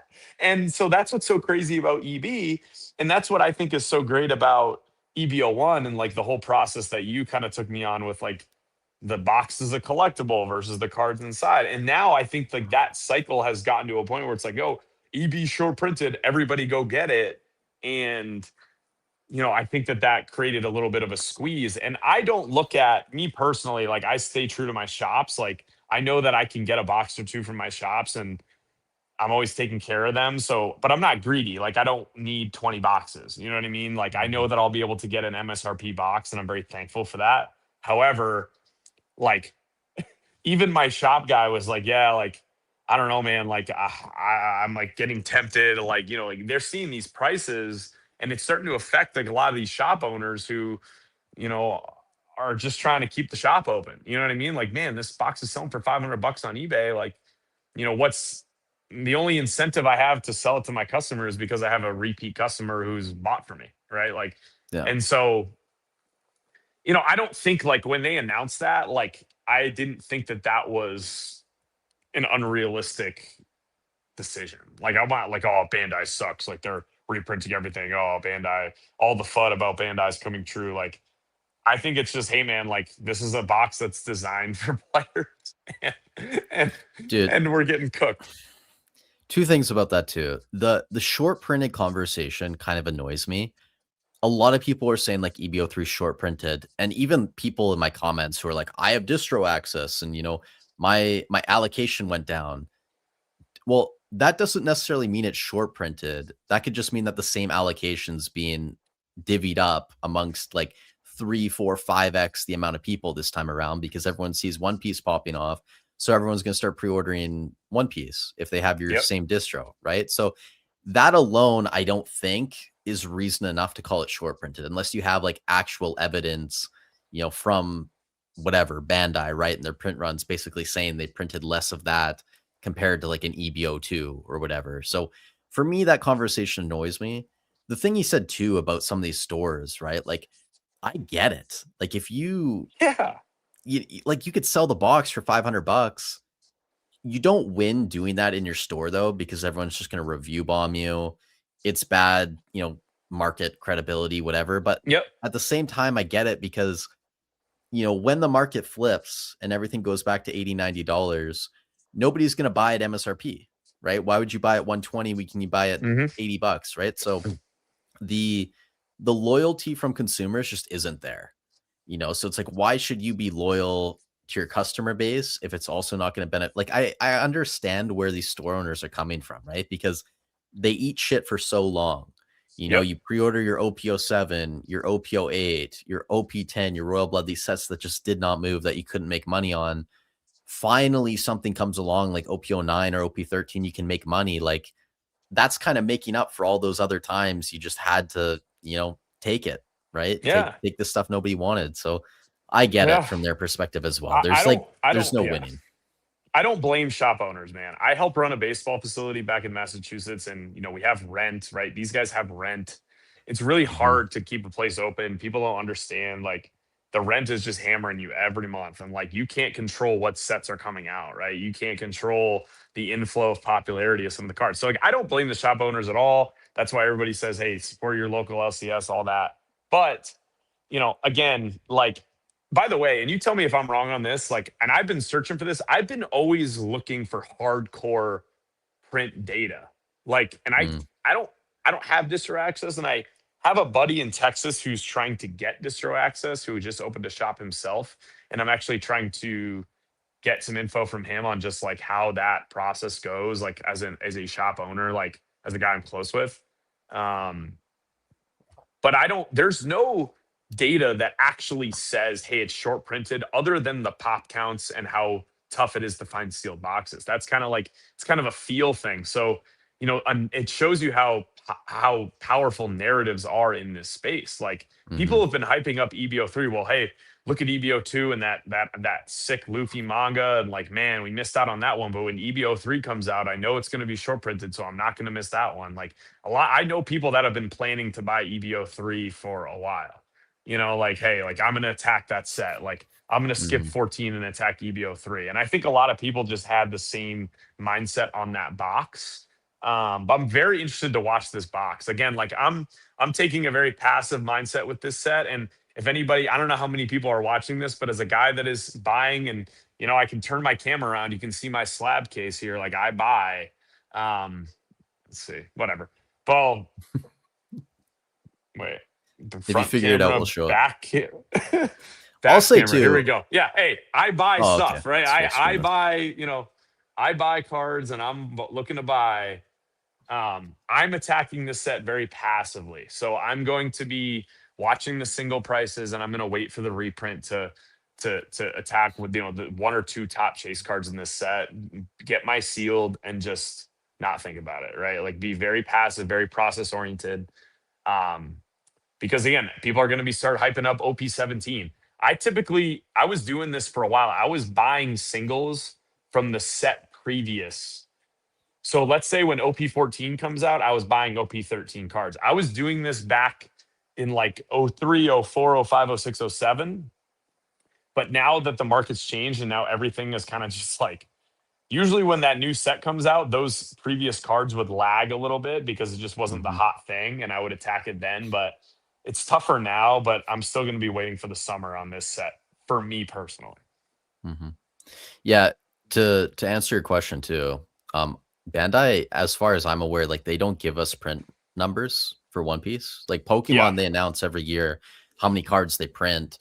At least with that, like you can kind of reverse engineer what you think, you know, each set gets, right? Like if you have a 12 billion start and then half of that's Japanese, then half of it's English, or half's other languages, half's English. Okay, you're down to 6 billion cards here based on these sets released and then reprinted set. Like you can kind of figure it out. But with One Piece, like you could figure out how many boxes have been opened, how many packs have been opened in theory, or get into Yeah. a range just based on Yeah. our pull rate data and the PSA pop reports. But it's kind of meaningless if we don't have the pull rate data, or not the pull rate data, the print numbers from Bandai, Yeah. right? Like if they told Yeah. us that, I'd be much more interested in doing that. Whereas with something like Pokemon, it's actually useful information. Yeah. We I did have a wonder if couple of that will be. questions Oh, yeah. Great. I love it. for you too. Do you watch One Piece? And then the other question Yes. right after that, do you play the TCG? I don't. Okay. I do watch. So I'm One Piece. The cards got me into the anime, very similar to you, right? Like, so I'm halfway through. I'm at the end of Water 7, so I still have like all of like the big arcs left. I'm very excited about it. I mean, I'm at the field all day, and honestly, a lot of my evenings, I'm honestly grinding like the market. Like I'm watching your videos. I'm just doing my research. Like I research this stuff nightly, guys. Like I put the work in to like understand what's going on, and I'm always checking eBay and watching the watcher numbers. And so I do casually. While I'm looking at the market, I'll put on One Piece and watch some episodes. But I'm really excited because I'm still not at like the juicy parts that everybody hypes up. So I'm very, very excited to just go through the process of it. And honestly, like I'm in no rush either. Like I'm just enjoying like the fact that there's a lot of episodes. Like the fact that there's a lot of episodes doesn't like bother me because it's just kind of like a chill, like wind down for me just to put on 3 episodes and chill out, after a day at the park or a adrenaline filled game. So that side of it being a hobby, I guess that's what it's designed for. And then as far as playing goes, I really want to play again. Just don't have a ton of time. Like I travel so much. I'm at the field all day, lifts, meetings. Just Cruises. I Yeah, we went on yeah, exactly. Like there's just so much going on. So like I actually watch people play though, and I watch VV Theory talk about the meta a lot. I don't know if you've seen VV Theory, Hmm. but Yep. again, sharp guy, smart guy. I like smart guys. Like you're like I love people that are passionate, well spoken about what they're doing. And I watch Vivi because Vivi gives me a good understanding of like the meta and what the players are saying. Um, I just think that's valuable to listen, like because obviously there's no game without the players, and this is a good topic too, like the player versus collector balance. Like if the players don't have incentive to play, like these tournament cards that these guys are winning are like big money, and you can like really make a living playing One Piece. And it's a game, from my understanding, that is easy to play but hard to master, which are some of the best games that out there. Um, Hmm.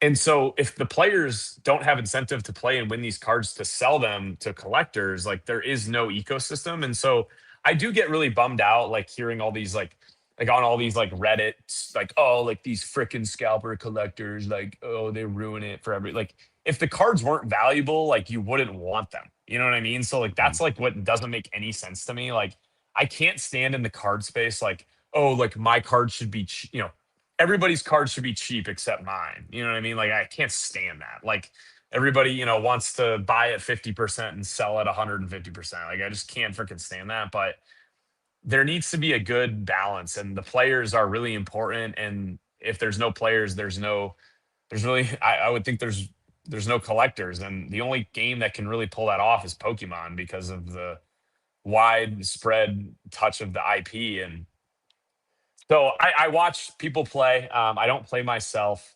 I also, the guy that I can't stand and I have no problem calling him out is Flacco. Flacco, this guy is freaking so obnoxious and like just complaining about prices all the time. And like he's a player and he's like an ex Yu-Gi-Oh guy, came over to One Piece, loves being a troll.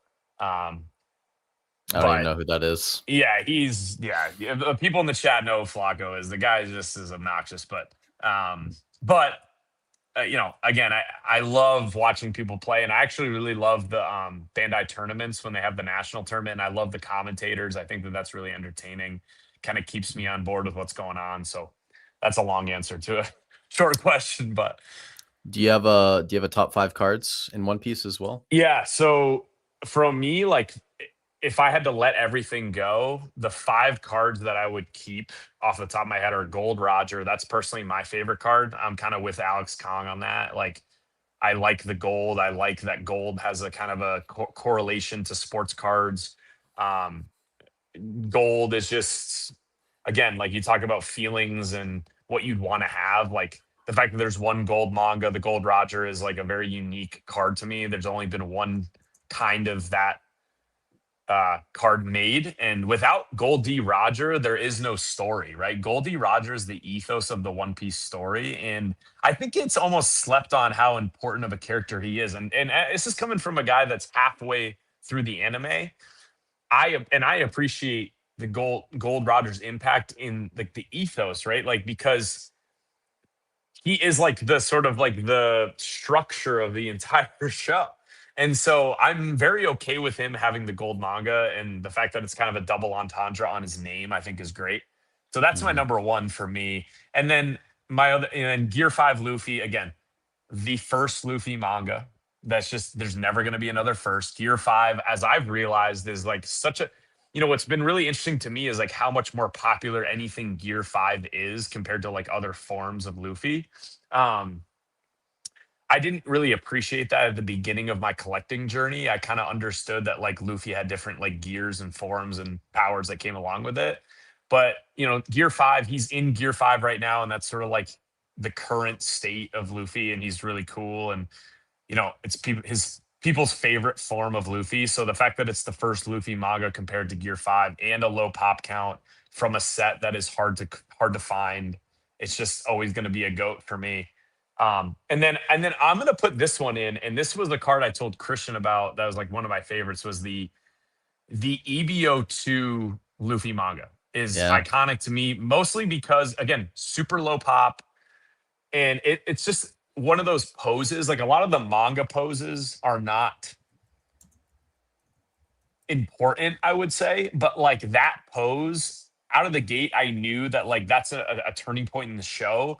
And so it has like appeal to like a lot of different collectors. Like somebody that loves the show would maybe just want that manga card, because of that scene and how important that was in the evolution of Luffy. So that one is a top 5 for me. And a lot of people put it in the top 5, but it is a top 5 for me for sure.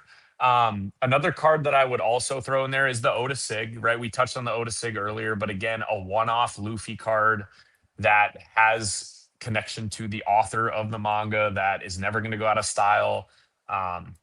It's a higher pop than I'd like, but again, it's a low pop in the grand scheme of cards.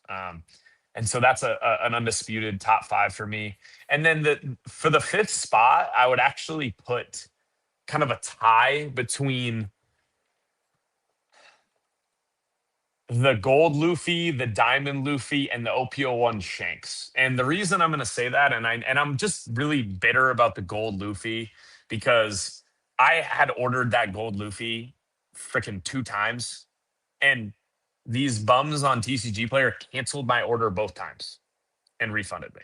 Okay, so I'm like super bitter about that card.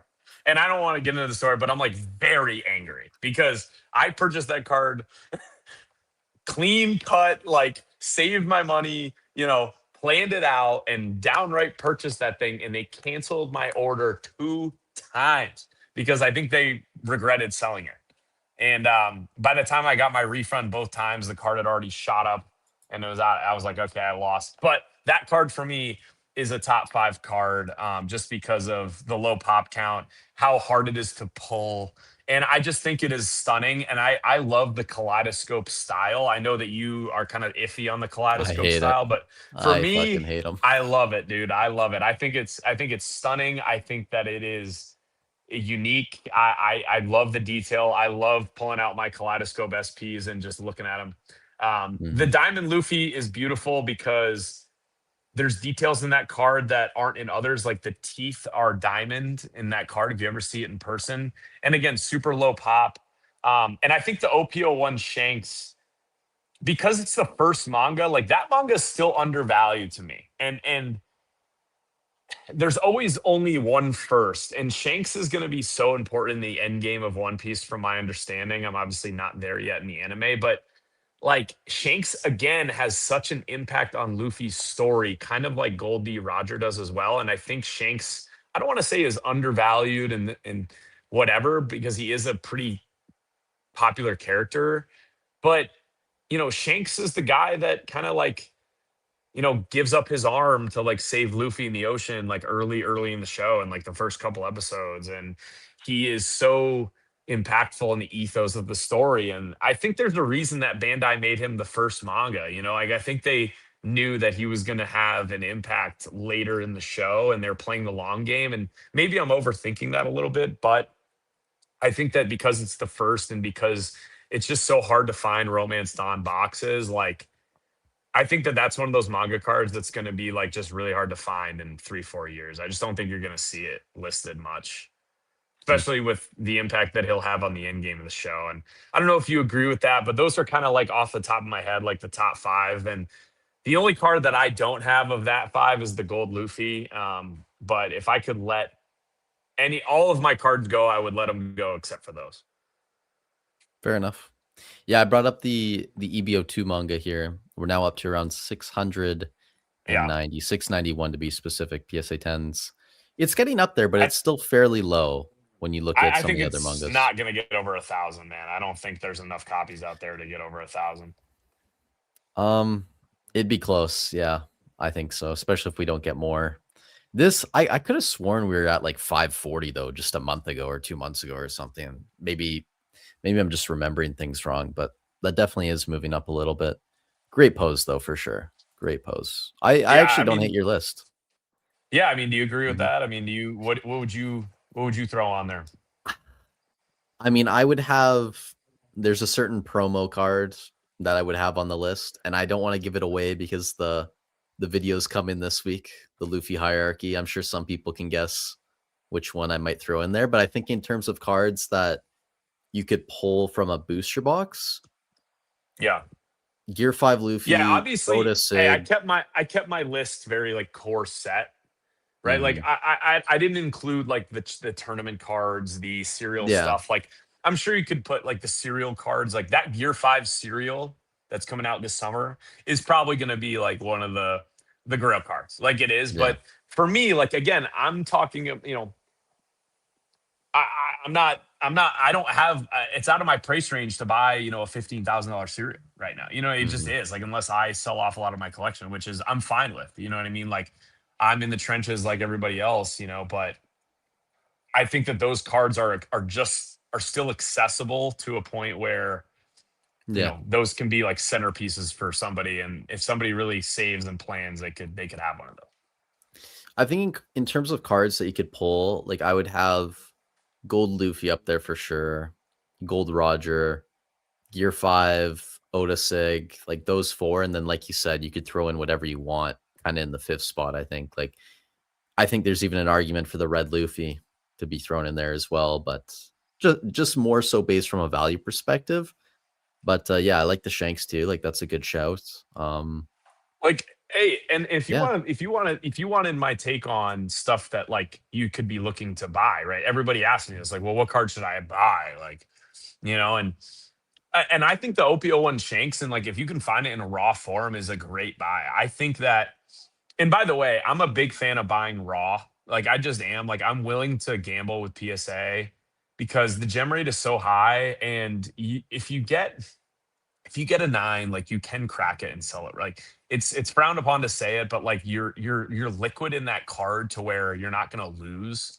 You know, if you hate having a 9 in your collection, you could resubmit it, you know, and get a chance of getting a 10 for sure. Like I've Mhm. resubmitted cards and gotten 10s. Like it's just part of the game. And so that's what I recommend to people. But I think, you know, personally, man, like I think that Trafalgar Law from OPO5 is a really good buy if you can find it raw. I think that the Ace from OPO2 is really undervalued. I think OPO2 as a set is an undervalued set. And I know that it doesn't have a ton of chase cards, doesn't have SPs, but it's kind of like I kind of liken it to like Fossil in a sense from Pokemon. Like it's a short printed box. It's hard to find Mhm. that box, man. And I think that I think if you look at OPO4 and the way that that set kind of matriculated upward, I think that OPO2 could do that. And I think, you know, at some point people are like, yo, this is the second set of One Piece. It's really hard to find. It's really an accessible set right now. And Ace is a really popular character. And we see these Ace cards going up. The OPO2 Ace manga has gone up, but it hasn't gone up as much as some of the other mangas have. You see his SP from OPO8 going up, way up. You see the manga from OP13. People really want that manga, but that OPO2 manga is really sweet. And again, you know, it's about a 1400 pop count, but very accessible from like a tier one, tier two character that has a relation to Luffy. I think it's a great buy. I'll take this question as well. Have you had a chance to talk to Leonard Williams of the Seattle Seahawks? I have not, but I do track him, and you know, I'm not in football, so like I haven't shot him a DM. But I'll tell you guys, like baseball players like love One Piece, you know, and a lot of athletes really like One Piece, and a lot of athletes are quietly buying these cards, like you know, and I don't know if you know that, Grayson, but like there are a lot of athletes, like a lot of big leaguers that I do know that are like buying mangas like legitimately. Like, you know what I mean? Hmm. Like, and they love the mangas. Like, there's something about the mangas, like, and the serials, people like in my world, like want them, but like the number one card that people are buying on the mangas. And I think it's just because like the entry point is not so scary. You know, I'm not, and don't take this the wrong way. Like $2,000 is a lot of freaking money. And like Hmm. don't be throwing that around. Like it is a lot of money, and it's still a lot of money to me, and I take it very seriously. But the entry point for like a guy that's like coming into it who has some money, like $2,000 isn't scary enough to like scare them away. And it's like, hey, this is a really cool chase card and I love having it. When you're talking about some of these other tournament cards that are a little bit more illiquid, rare, perhaps, like you're looking at like a $10,000 entry point, and that can be a little bit freaky for guys. Like, what am I doing? You know? Um, so I just think the manga is like a really universally accepted like rarity tier that a lot of people have access to, and a lot of athletes are really into buying these mangas. So, but I have not talked to Leonard Williams, no, but I would like to. I know that he wants to open a shop. I watch his content. I track what he's doing for sure. I'm very into any Hmm. athletes that are outspoken about One Piece. Yeah, I haven't either. But I mean, you know, if this ever gets back to him, and I mean, he wants to come on a live stream for sure. Like, why No not? doubt. I've worked with other people from the NFL though, so like I know what you're saying. Like these, there are people coming into the space buying mangas from. Let's just say people would be very shocked with some of the characters in the TCG space. I was shocked Well, definitely Grayson, I'd with some love of the to hear people you I've worked talk with. more about, because I'm curious, like in your day-to-day meetings with people and your advisory meetings, like, you know, when you meet with athletes per se, like what's been in your experience with, you know, what they're gravitating towards? I haven't worked with a ton of that. I'll say like there's been a couple. A lot of it is people from like different walks of life though. You know, like whether it's private equity or just like other public figures that you wouldn't guess are in the space. I would say for most people, a lot of people want to get into the cards, the slabs, which Yeah. is it's kind of funny coming to me because you know I'm the sealed guy for the most part. Um, the thing that I found though is for a lot of people getting into the space, it actually is a space constraint. They don't want to have tons of product in their home or have to store Hmm. it. You know, slabs, they take up very little room, right? And they're also things that you can display. So Yeah. people that are getting in because they're fans of One Piece, they've been watching it for like 20 years. They're kind of like closet anime viewers, let's say, right? They're not Yep. outwardly talking about it all the time, but in their rooms or whatever, their homes, they want to display these things. I get why people gravitate towards the cards in that aspect. Now, the people who are coming in, um, and maybe they're not as collector focused, they're more about making this a portion of their TCG investment or their overall investments, right? Making TCGs a small percentage of it. A lot of those people, they're willing to go the route of sealed product more so because they Yep. understand, my thesis why I'm investing in it. So that's kind of Yep. like the two groups of people, I'd say. Yeah, no, that makes perfect sense. I want both for me. Like I want to capture the upside of the slabs, but I also want that stability of the sealed. And I just think having both is like how can I lose? Like I'm diversified, I have some upside, I have some safety, thank God that I found your channel, in the early days to like really grow my appreciation for it. But there's another guy on social media that I also talk to who is really sharp. His name's Skeevy, and he talks about Pokemon. I don't know if you've seen him on Instagram, Skeevy. No, I Um, haven't heard of them. I'll send you. So he's a sharp guy as well, and he kind of has a balance of it, of sealed and slabs, and his a lot of the stuff that he talks about is like like the slabs being kind of looked at as art pieces. Like I do think that Mhm, there is a shift in like kind of looking at these pieces like art, and I look at them like modern art, and the art space is so funky and weird, but there's such a high market cap in the art space, right? Because it is rare, is because it is viewed as beautiful. Like I view a lot of these cards as beautiful pieces, like, and I don't think that's a far stretch to kind of make that part of the thesis of like, hey, like these are people are investing in art, yep, like there's a mhm, reason they employ artists to make the cards, like because there's a beauty aspect that's hard to quantify, and that's why cards have a magic to them, because there's not a lot of things that like can be considered maybe beautiful, right? Like mhm, antiques are always going to be desired because there's a age charm to them. Pokemon is popular, Pokemon to me has a lot of charm. Like I think those early One Piece sets like have charm to it. It's interesting to mhm, say, like that OPO1 Romance Dawn set, and this is totally my own take. Those manga head leader cards have like sort of a simplistic, rustic look to them that like they almost like look vintage in a way. Like mm, you look at that Zoro alt art leader, like his aged face and the way that the watercolor kind of portrays it. And it's very simple but detailed, and it just has a level of charm to it. Then I look at like a Gundam card, and I look at the first set of Gundam, and it's very like AI techie. I know they're robots and that's the whole, but like it just doesn't have the charm to it. And that's just my own personal take.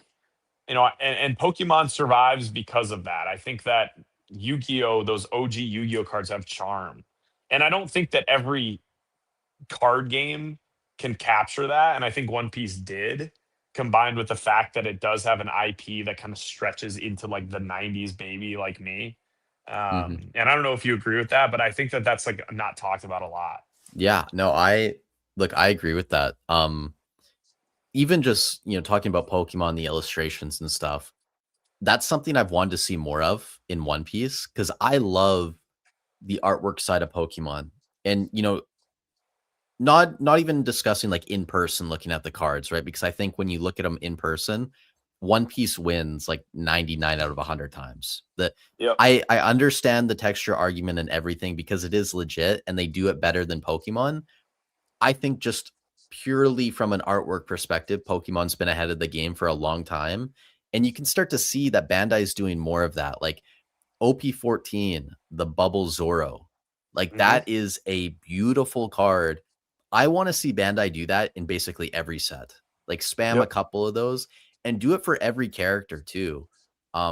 I think if they continue to do cards like that though, considering the texture game for them, like they're above everyone else, they Yeah. will put themselves in a league of their own. So I agree, like it is artwork, 100%. Yes. And I love the rotation of the SP styles. Like I think that that's great, because it's like, what style are we gonna get? You know what I mean? Like, Mm, oh, the reveals are coming out. What are they gonna look like? Like, what are they doing this time? Like, I love that. Like, that makes me excited, and that's why we should be bullish on our sealed product, because people are gonna want to collect all the styles.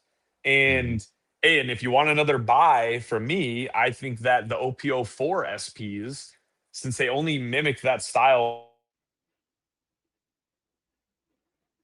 I think we one might of them have to me lost are Eric. Oh, beautiful. What's up?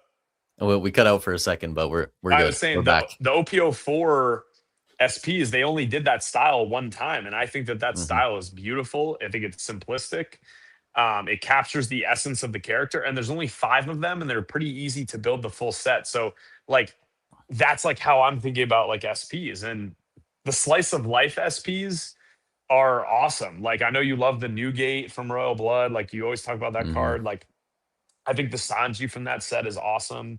Those Yep. don't grab me as much as the Kaleidoscope SPs, just because they're a little bit, I don't want to say busier. Like, they're kind of like, they're just busier to me. Like, I like the Yep. uniformity of the Kaleidoscopes together, just because like I'm an OCD like weirdo. And But this is uh, why too, like I always try and say that like just because I don't like it doesn't mean that it's a bad card or anything. Art is subjective 100%. So like if people like the kaleidoscopes, they like the O4 SPs, awesome.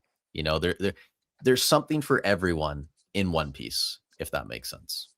and that's why I think it's so like it's such a great the dude. It's just it's awesome, man. Like, I again, I don't think we have any reason to be panicked, man. Like, and I don't know what the chat's been saying, and I've been keeping There's up a lot with of sort chat. of. He said free tendies. He's one of us. Yeah. Yeah, Yep. dude. I'm by no means an insider. The only reason I'm on this stream right now is that Grayson and I have talked for a long time. I don't even know how long now, but I love Almost a chatting it up year. with Grayson. Almost a Yeah, year, man. I feel like it's been longer. No, Maybe.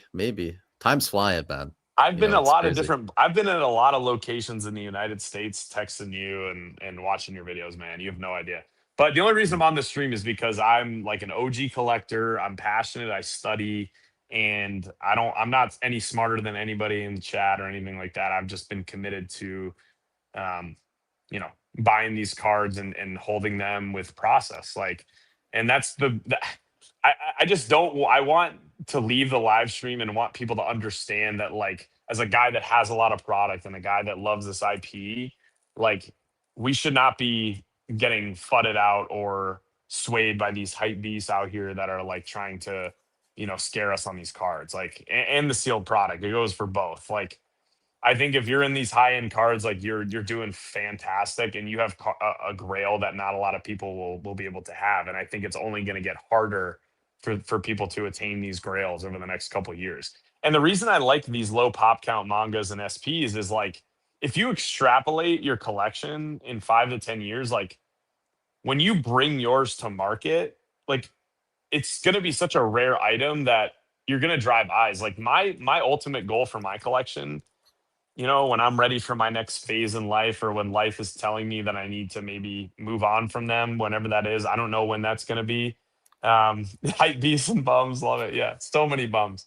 Um, my goal is to have pieces that are so hard to find that I need to go to maybe an auction house to sell them, right? Like, I need to mhm. go to like a third party to help me offload, because I've attained so many things that are just like so rare. Like, that's like my ultimate goal. Will that happen? Maybe, but I feel like maybe not, but we're on the way. You know what I mean? Like, I want to get to a point where it's like, hey, I got to go to Golden and be like, hey, I need your help. Like, I have a lot of value and I have a lot of rarity. Like, here, like, I need help. Mhm. Or anybody, Z&G Emporium, whatever. Like a third party, auction house to help me, you know, get out of the collectibles in the end. By the way, do you have the EBO2 gold leader, Luffy? I don't, and I'm bummed about that, because it's interesting with those is I have one leader from that, and that's the Vegapunk. And The that air. was because of the error. And I remember texting you about that card. Mhm. Because I was like, oh, it has an error. I'm bullish on it. Dude, to be honest, man, I wanted that Luffy manga so bad. Like that manga jumped out to me as like the one that I needed to have. I didn't think those leaders were that good looking. I'm I just agree. being real with dude. Yeah. I don't love the fact that they took the base card and then kind of foiled it, but it's not. They're like, oh, it's gold foiled, but the only thing that's gold is the name. And when you look Mhm. at the image in person, it's planted on there and it's not foiled. Like if they had foiled like the inner linings of the images, I think it would be cooler. But to me, they're not that awesome, and I didn't feel like I needed to have all of them. Like Yeah. the Gold Dons, when those came out, and I haven't talked much about the Gold Dons. I touched on it earlier in the stream for like 30 seconds, but when those came out, I was like, I need all of these. And I actually am very close to completing the PRBO1 PSA 10 master set. I don't think there is another master set in existence of those Gold Dons. I can't find Mm. one. I know Gerald is trying to do it, but I'm really close. I'm like 3 away. So I will be completing that shortly. But I thought about, I'm so OCD that like I want to have the full set. And when those leaders came out, I was like, I'm not playing like I'm like these are okay, but what spoke to me was the rarity of the leaders, and that's why the price is what it is. So when I relate that to the Gold Dons are 2 per case and there's 30. The leaders Mhm. are 1 per case and there's 30. And look at what's happening to the prices of those. To me, there's a complete value discrepancy between the gold leaders and the gold dons. And I know that they've done more gold dons since the original, but the PRBO1 gold dons to me, man, like those are the OG. That's the first set. Again, always get the first. To me, that there's a massive discrepancy. Like, well, who's to say that they won't do more gold leaders in another EB set from other common Mhm. leaders? You know what I mean? Like, that's a very repeatable thing for them to do. They're doing more gold dawns too. I mean, like EBO3 has one. Like I think Yes. OP13 had the Roger too. I really like the fact though. Um, this is something I've come to appreciate more as I've watched basically the entirety of the anime. I have like 20 episodes to get to 11:55, whatever. But I like the fact that you need to know about the story and the characters to figure out whose Dawn it actually is. Me Right? So too. I someone love that. who doesn't know Love that. anything, just looking at the card, they're not gonna be able to tell. So I for me, I love it. love It's that. the small details, man. Like, and that's what I think One Piece kills it. There's so many double entendres and like there's so many cards that have hidden meanings. And that's what I think makes it again bringing back that charm factor. Like there's another level of like of thought and like planning that kind of goes into these sets. Like I really think they're doing a great job. And like I don't hear much Bandai FUD now. Like now I feel like Bandai's in now. Like, like everybody Mhm. thinks Bandai's sick. Like when I got into One Piece, dude, everybody's crapping on Bandai. And I just couldn't. I'm like, dude, my eyes are telling me something different. Like I'm just reading the room here. We should take this question too while you're still here. Baseball Oh, question. bro. Yes. Okay. So Barry Bonds is the best hitter of all time, and I need you to understand, people in the chat. I don't know how many people are in the chat or whatever. How many people have played baseball before? Hitting a baseball consistently to have success is really freaking hard. Okay. Steroids. Look, in a pro season, you play spring training, you play 160 games. It is so difficult to stay physically ready. You're playing a lot of these baseball games. You watch a lot of these big leaguers, they're playing at 60, 70% of their capacity.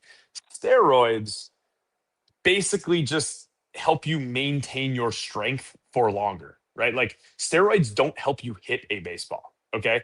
Steroids don't help you chase or walk or not chase like nasty sliders. Like that's a skill thing. And everybody in that era was taking steroids, and Barry Bonds was like head and shoulders better than everybody. And it's absolutely insane to me that he's not in the Hall of Fame. He's the best hitter. He's got one of the best swings ever.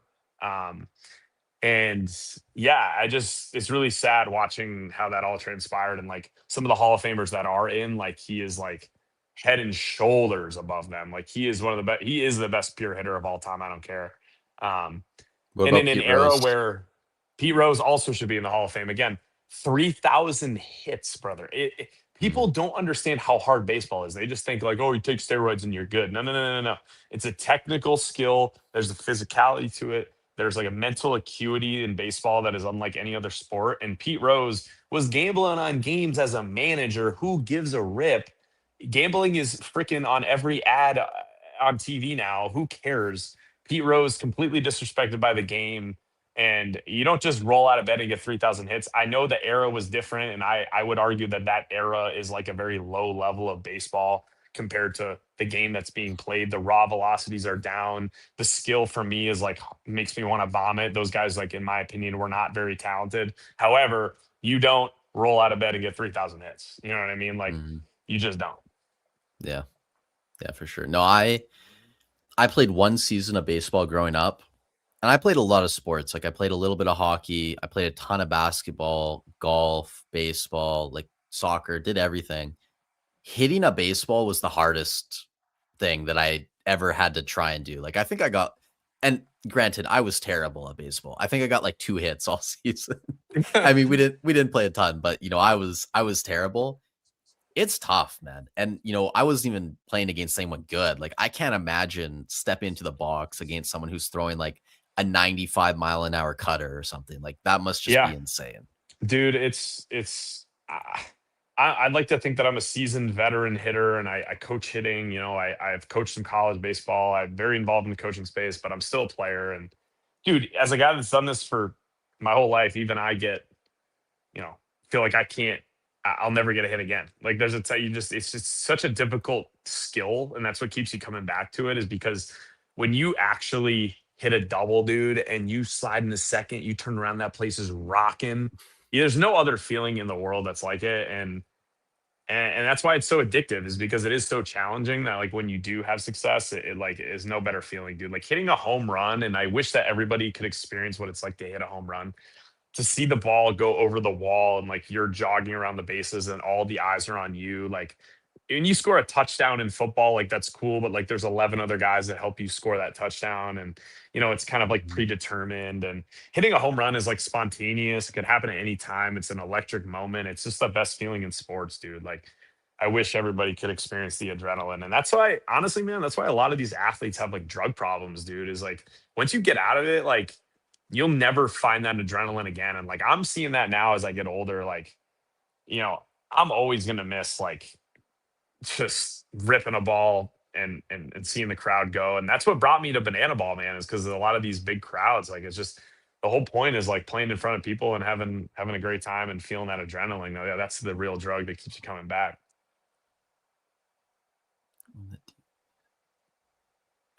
I was trying to read this too. Do you know what they're referring to here?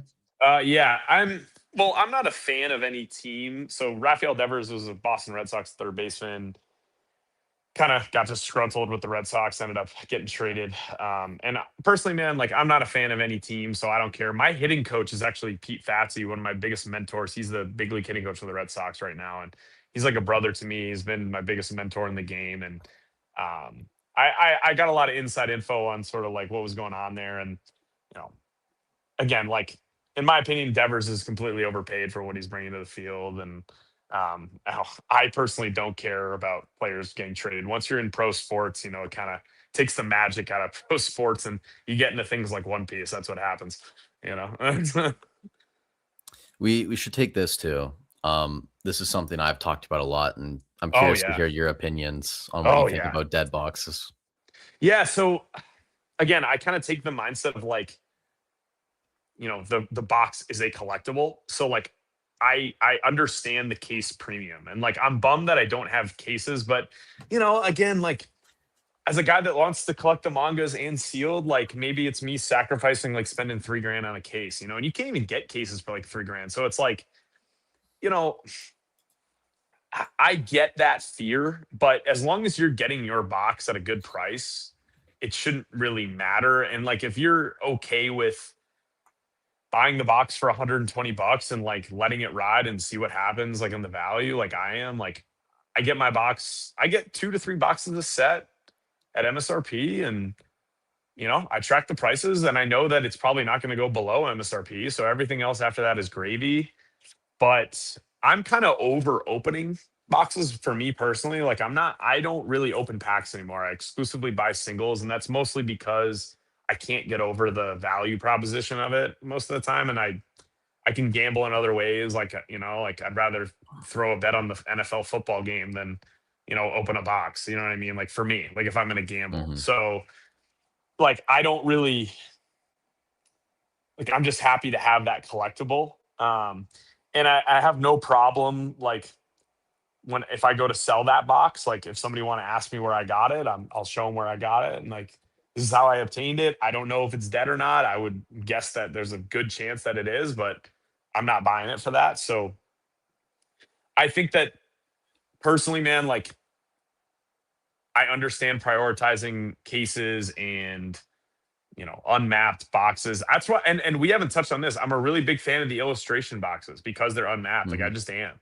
Like you see the success that ETBs have, and a lot of these promotional blister packs and Pokemon have, like these vintage blister packs. Like they are unmapped. Like I think that there's real value in that. And you and I had touched on those double packs a couple months ago. Like I was kind of telling you, like I kind of like the fact that these are unmapped, and maybe that's a way for a guy like me who's not buying case on case on case to like get some unmapped products, like Hmm. so for me it doesn't make a huge difference. I'd love to hear your opinion on it, but that's just because I'm okay with the gains that I'm getting from my NMSRP box from the LCS. Yeah, I look, I'm definitely not popular when I give my take on this. I really don't think it matters that much. And I think it'll matter a little bit more in the future, especially on some of the older stuff like Romance Dawn at that point. But, when you look at, first of all, when you look at case premiums, there really isn't any right now in a lot of sets. Like maybe a couple sets there is. A lot of stuff there isn't yet. That might be a market inefficiency where in the future we see that. It could also just be too, there's still too much product out there, which like maybe that ties into it being an inefficiency. Either way, some of these cases don't sell super often. Like I just did Hmm. the update today, TCG player cases past 28 days. Nothing from OPO1 to I think OPO5. There were zero cases of any of Interesting, those sets interesting. that sold over the past 28 days. So my guess in the future, a lot of people who own cases, you're either going to have to sell to a rip and ship or a business that's actually, looking to buy that much product with the potential for a manga to be inside. Or a lot of people, they're probably going to have to crack their cases. And that'll be for one of two reasons. Like one, people want to see that the product inside's legit. So Hmm. I know a guy in Singapore, he bought two cases of OPO1 blue bottoms. They opened both cases to look at all the boxes. Part of that was like concerns about humidity. Part of it Hmm. was about legitimacy of the product, whatever. So you're gonna have a lot of people who want to like make sure the boxes are legit. The other thing too, it's gonna be very difficult to sell. Whereas Yeah. like when you look at the loose boxes, OPO5, like 4 or 5 are moving a day on eBay, North Yeah. America, right? So it's like even blue bottoms, white bottoms, those are selling 1.25 to 1.4 per day right Mm. now, which is still like fairly liquid, right? Whereas the cases, like, sure, we just had a case sell for $99,000 or whatever it was for the blue bottoms, but that was the first case that sold in like 60 days, 90 days. Yep. So that's one thing. The other thing too, a lot of the boxes right now, everyone talks about, okay, like if you open a case, you pull the manga, the SP, everything else is dead.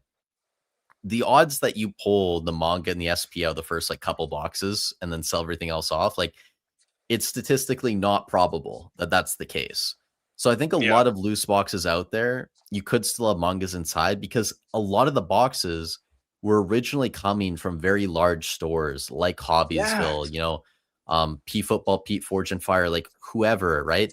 They're selling thousands of boxes, guys. They're not opening cases trying to pull a manga and sell off the rest, right? Like a lot of these boxes, they were coming from massive stores that had distro. So a bunch of loose product out there, you're still gonna find hits in them. So I Dude, don't think that's it's a such massive deal. yeah. That's so well said, dude. Like so clearly said. And I don't know how you guys are getting your boxes, but when I get my box from the LCS, it's coming from a case. So my guy up in Connecticut, he doesn't he never gets the amount of product that he orders, and he Mhm. gets 1 to 2 cases max. And I watch him open the case, take out a box and hand it to me, or two, or people reserve the boxes, but that's a live box. You know what I mean? Like that could have anything in it. I'm watching it come from the case. Obviously you keep your receipt, right? You have to proof of transaction, but what's the process in saying it's a dead box? Like you have to think about like what is the process to get to that? It's somebody that has a lot of cases, that's searching for the cards, that's mapping out what's happening. And yeah, that's some of the market is that, but a lot of the market is guys like me who are getting the box in their LCS and just don't open it. Like Yep. all the boxes that I have are live boxes, and I think about it like, oh man, like maybe there's something in there because I watched him pull it from the case. But you know, I think that's honestly the majority of people, because the majority of people aren't able to buy in mass quantities in One Piece, and that's just is Hmm. what it is. So I think that's really well said, man. Like I think that you're honestly right. Like, from a process perspective, I can understand, like, again, case premium, I totally get it, but a box is a very easy entry point, and people want to display the box. People like displaying the Hmm. box art versus the cardboard case. I Like, think that too is, when we were talking about because I remember talking to you about the double boxes or whatever, yeah. the double packs. And I'm talking the sealed double pack. Right, Like, and I get where you're coming yeah, from. I still think like the loose booster box, that's like the peak collectible item to display. If I like agree. You're not wrong on that. some You people ain't like the wrong on that. sleeve blisters and stuff like that, I get it, but at the same time, like that is like peak, having an OP13 box in acrylic behind you, the Hmm. colors, I get it. So yeah, I wouldn't worry too much about it. I even in the future, if it is a really large thing, I don't think it's going to be like a loose box is 50% the value of a box inside a case, if that makes sense. Like it's never going to be that wide of a gap. So if you have loose boxes, I just recommend holding them. I also think, by the way, that One Piece is like, it's just so hard to find that I don't think it's going to matter. Like, that's part of why I like collecting it, is because it is just simply hard to find. Like OPO5 box, like you'd just be lucky to find one in 10 years. Like that's truly how I Mhm. feel. I don't know if that's a crazy take, but it's like, dude, like good luck finding another one, like, It's like, possible for sure. I think about like Pokemon first edition boxes. Those are tough to come yeah, by good for luck sure. finding another one, man. Like I don't, Mhm. and I feel like a bum because I don't know all the Pokemon sets in succession, but like Fossil, like good luck finding another box. Like, Mhm. like it's just that's kind of why I like being in One Piece, because like of that potential. 100%. I am looking for just a couple more questions here. I guess we can take this one. It's, sports Dude, related I'm good. again. I got nothing to do, man. Have you got Best a signed? signed bat. Um, I don't collect like autographs from like players. Like again, once you're in pro sports, man, you realize these guys are just they're not like what you think. You know what I mean? So like I don't like hero worship really, like when it comes to like athletes.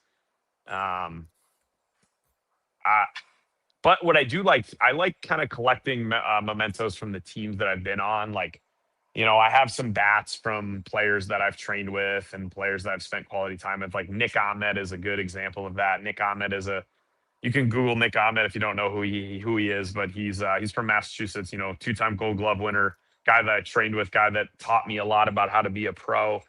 So I got his bat in my bat bag. You know what I mean? Like that's kind Mhm. of like what we do. Like you see, like NFL guys, like they'll switch jerseys after a game with like a guy they played in college with or something. Like kind of like memorializing their process, their journey to get to that point. And so that's kind of how baseball players are. Like I don't really collect like signatures from athletes just because like dude, I don't really care. Like, like I don't want to sound cocky, but like once you've taken batting practice with Evan Longoria, it's like you don't really care. Like it's just kind of like it doesn't really I'm into other stuff, like baseball is Mhm. like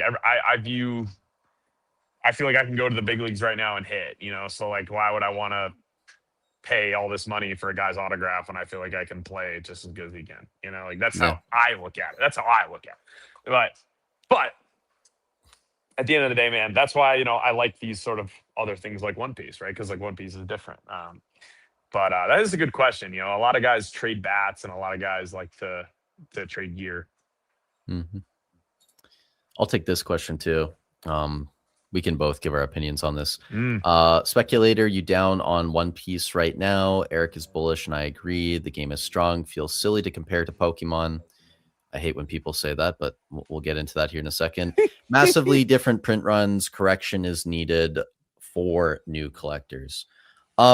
Yeah, I mean, just over like the past, let's say, I'd say like 2 months almost at this point, I've stopped buying One Piece just because I thought everything was either fairly valued or overvalued.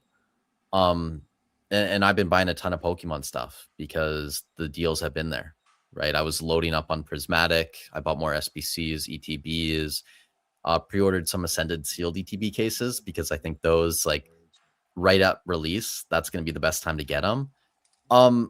You know, the reason why I think it's stupid to say it's silly to compare it to another TCG. Like we're literally talking about the largest TCG in the world, and people say you can't compare the two. And to me, it's just ridiculous, right? Because all it is, it's supply and demand.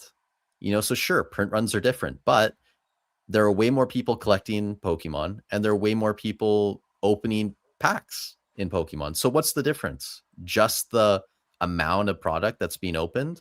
And sure, like from a slab perspective, that's why I don't touch Pokemon cards, because some of these pops are super high, like 30,000, 40,000. But comma, at the same time, a lot of the products being open. So if I'm only sitting on sealed product, you know, I understand that in the future it's probably going to be worth more because there's just less supply out there. So if demand stays the same, or even if demand drops, I'm still positioned to, over the next 5 to 10 years, see those products appreciate in value.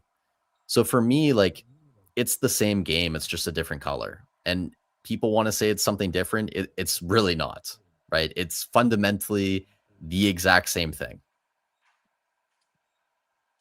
Yeah, I mean, I completely agree with you, man. And I, the only reason that I'm continuously bullish on One Piece is that my thesis that got me into it has not changed.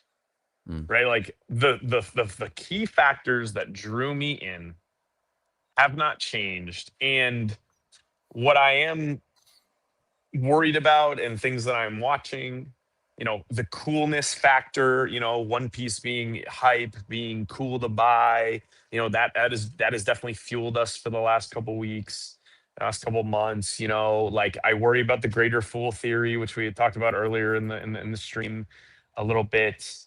But again, the summers have traditionally been down for TCGs, and if you look at the TCG sales reports, I try to get those every quarter. I try to look through those.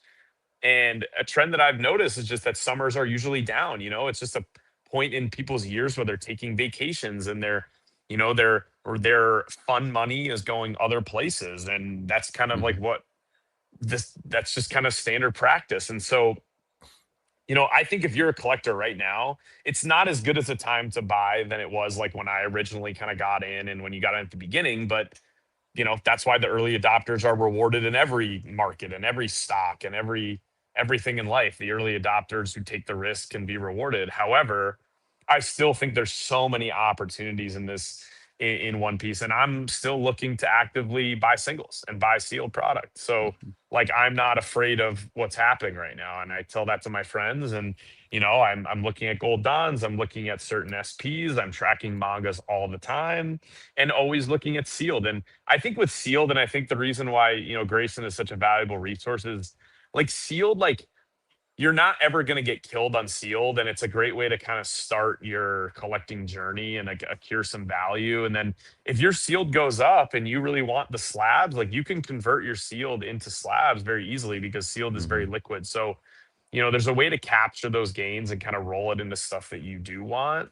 Um, but the core reasons why I got into One Piece haven't changed. And I've been hanging out with Reese a lot, and Reese is with the bananas, and been just learning more and more about the IP from him. And like he's a guy, he's like never been more excited about One Piece. So like why should mhm, I be down on the card game? Only the only things that are working against us are just sort of the cycles of the flavor of the month and buyer fatigue. you know. That by the way, I do want to clarify. That's basically all it is for me is like short term, I just don't see the value in buying a lot of the stuff right now. Like EBO3, again, $350, $300. It's not a buy for me. Like I would much rather just buy a couple prismatic ETBs at that price. So, I long term am But still I very think it's bullish. important to say that you can get that box other ways. You know what I mean? Like people slave to the TCG price, but if you really work it, you can find that box cheaper if you work. Yes. Yeah. I mean, it's more a macro thing right now where like everything's gone up exponentially over the past 90, 120 days.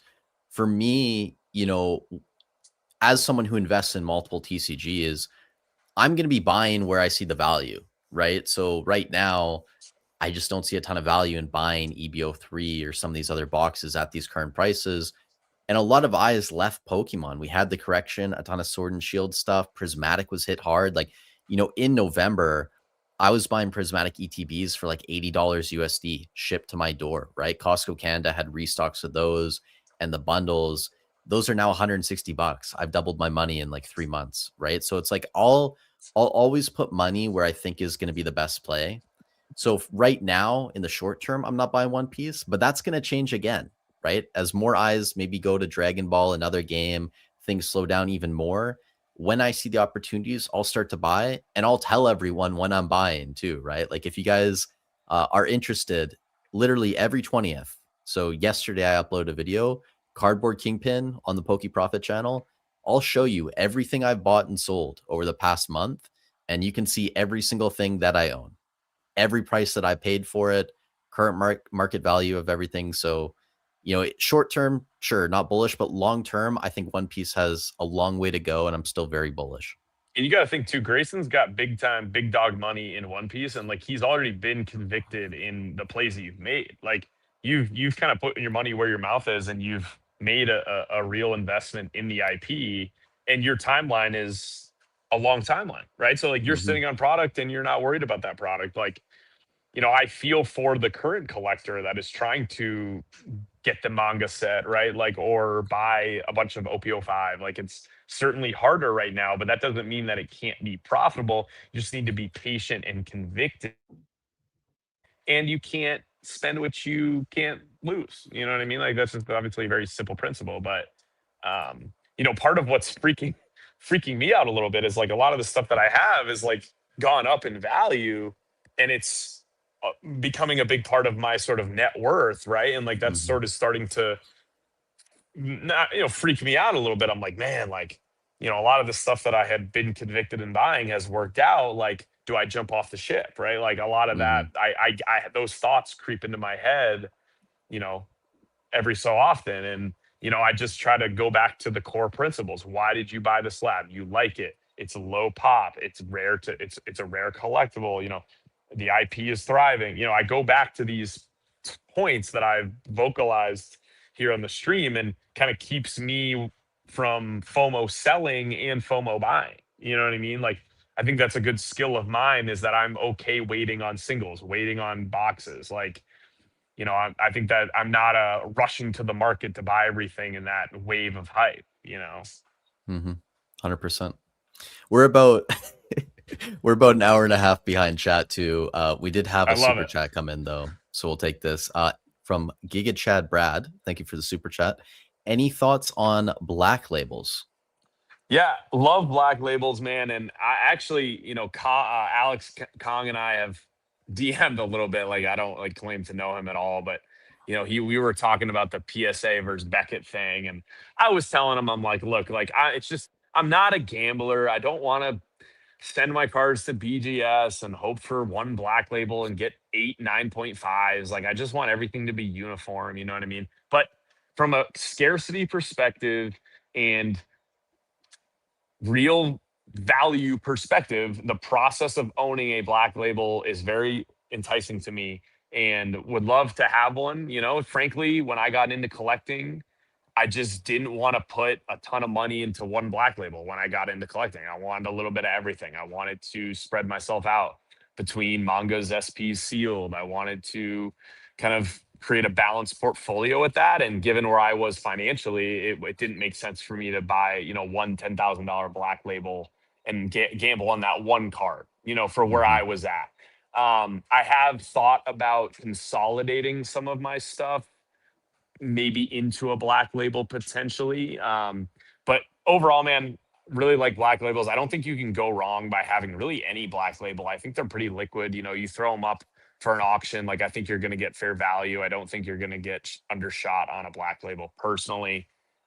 For me, it's just the process of attaining it is not my cup of tea personally. And like, I just can't stand BGS with the 9.5 versus 10 subgrades. And, yeah, I think they pop control those BGS 10s, like just to get people to submit more. A lot of people talk about PSA doing the same thing, but you just got to play the game. We're all just trying to play the freaking game. We're all boys, just get the cards in the slabs. And that's just how I approach it. Yeah. Yeah, I don't have any strong thoughts. So for me, I'm probably not going to answer this super in depth, but I know people have done very well with black labels, and some of these mangas there might only be like 4 or 5 black labels in existence, right? So some of them are very rare. Other ones like the Gold Roger, I mean, there's 71 now. Alex just I feel bad for him too at times, Yeah. honestly. The black label rate's like 16, 17%, I think, on that card now. So kind of Yeah. wild, but Here's the thing too, man. Like, as an investor, right? The point of investing, if we want to call ourselves investors, the idea is we want to make money, right? So, like, if you get a black label, let's just say buy the black label for 10,000, and you talk about this, Grayson, all the time. Like, obviously, like you talk about buying the bad sets versus the good sets, and you talked about OP08 going up 100%, and yeah, that's great, but you could have been buying O5, which goes up 500%, right? Like, in my mhm, opinion, if I buy a black label for 10 grand, it's rare, it's cool, I like having it, but I need to find another buyer that's gonna like overshoot the price that I bought it for. Maybe I can flip that black label for 12 grand, but is that really like a better buy than me like buying 3 mangas of like tier 1 characters, or buying 3 OPO5 booster boxes that's like a tier 1 booster? Like, is that necessarily like a better buy and ROI? Like, that's how I look at it. Like, am I really going to be able to extract more value from this in the long run if that black label is maybe not like a tier 1 card? Like, if that's like, you know what I'm saying? There's so many caveats with it. Like, I just don't know if it's the best ROI all the time. I do think it's a really good store of value, though. I think a black mhm. label is a great store of value, and I don't think you're going to lose on it, if you agree with that take. Yeah, yeah, for sure. I mean, it's a nuanced conversation when you get into it about what's going to perform the best long term. And at a certain point, things get so expensive. Like you said, is a $10,000 card going to turn into 20K cards faster than an $80 box going to 160, right? So these are definitely things to consider. And thank you, Giga Chad Brad, for the super chat once again. Um, do you want to try and go a little bit more rapid fire? Like, how are we Yeah, doing on yeah, time? yeah. Let's wrap. I'm chilling, man. I got tomorrow off. It's a great day for me. Very All excited right, to be cool. talking cards with you. Let's see. Thoughts on investing in anniversary sets? Do you think OP17 will hit like OP13, worth pre-ordering cases at MSRP, or will Bandai do heavy reprints and kill the hype? I will say, and this will be my short answer, I think if you're buying at MSRP and you're pre-ordering at that price, and you know that a store will honor your MSRP, it might not be bad. The one caution I'll give is, based on a couple people like a non-TCG who has way more connections in North American distro than I do, with Peach State and Southern Hobby coming on for distro in North America, or in the US at least. If that starts at OP17, that might mean there's more product for 17 than there's Hmm. been for 13 or 9. So just be cautious in that aspect. But I think if you're buying at MSRP, and if it is going to be a hype set, I mean, Bandai consistently, like 5, we had 3 mangas. OPO9, we had 5 mangas and the gold manga. 13, we had 6 mangas. They were red too, 3 of them. So they tend to try and do something special, the anniversary sets. Will that continue? Nobody knows yet, right? No one here works at Bandai and knows what they're cooking. But yeah, I think if you're buying it MSRP, it'll probably be fine. The key of that sentence is MSRP. Like that, if you're buying your product at MSRP, always do it. It's very hard to lose on that proposition from my personal experience. However, again, like Grayson said, for me and what I'm reading the tea leaves, I think that that's going to be heavily printed, that set. If you want a crazy take, I'm going to be continuing to buy OP13 product probably when OP17 is out. If you want my take on it. Because I am anticipating, starting to see waves of blisters of OP17 coming in these stores. Like, I think OP is getting to a point where, I don't want to say like Lorcana, but like you're going to see blisters in stores more commonly, because they're going to increase those print runs as they should. But that's how I gauge print runs. Like, how can I find the product and like, is it accessible for me? And like, if I go into a store randomly, am I going to see it? Right. Like, and I think over the next year and a half, I think that's going to be becoming more common. So with OP17, we don't know much about the set yet, but I sort of am like cautiously approaching that set, hoping I can get MSRP product. That's the key. Mm-hmm. I'll just say this too before we move on. Like, if I could get a case at MSRP, I'd probably pre-order, right? Why not? Yeah. Like, you don't really have much downside exactly at that price. That's the key word. Like, that, if you can't, it becomes more nuanced if it's not, right? Like, and then it's like, how big is your budget to loot? Like, what's your grade? What's your tolerance really of like potential loss? Like, so 100%. Tef asked too, what are both y'all thoughts on top players from TCGs moving on to Riftbound and the player base keeps growing while we're just in set 2? I don't really have any strong thoughts. Like, I don't really follow the competitive scene of Riftbound. I'm paying attention to it in the hopes that it may become a viable investment.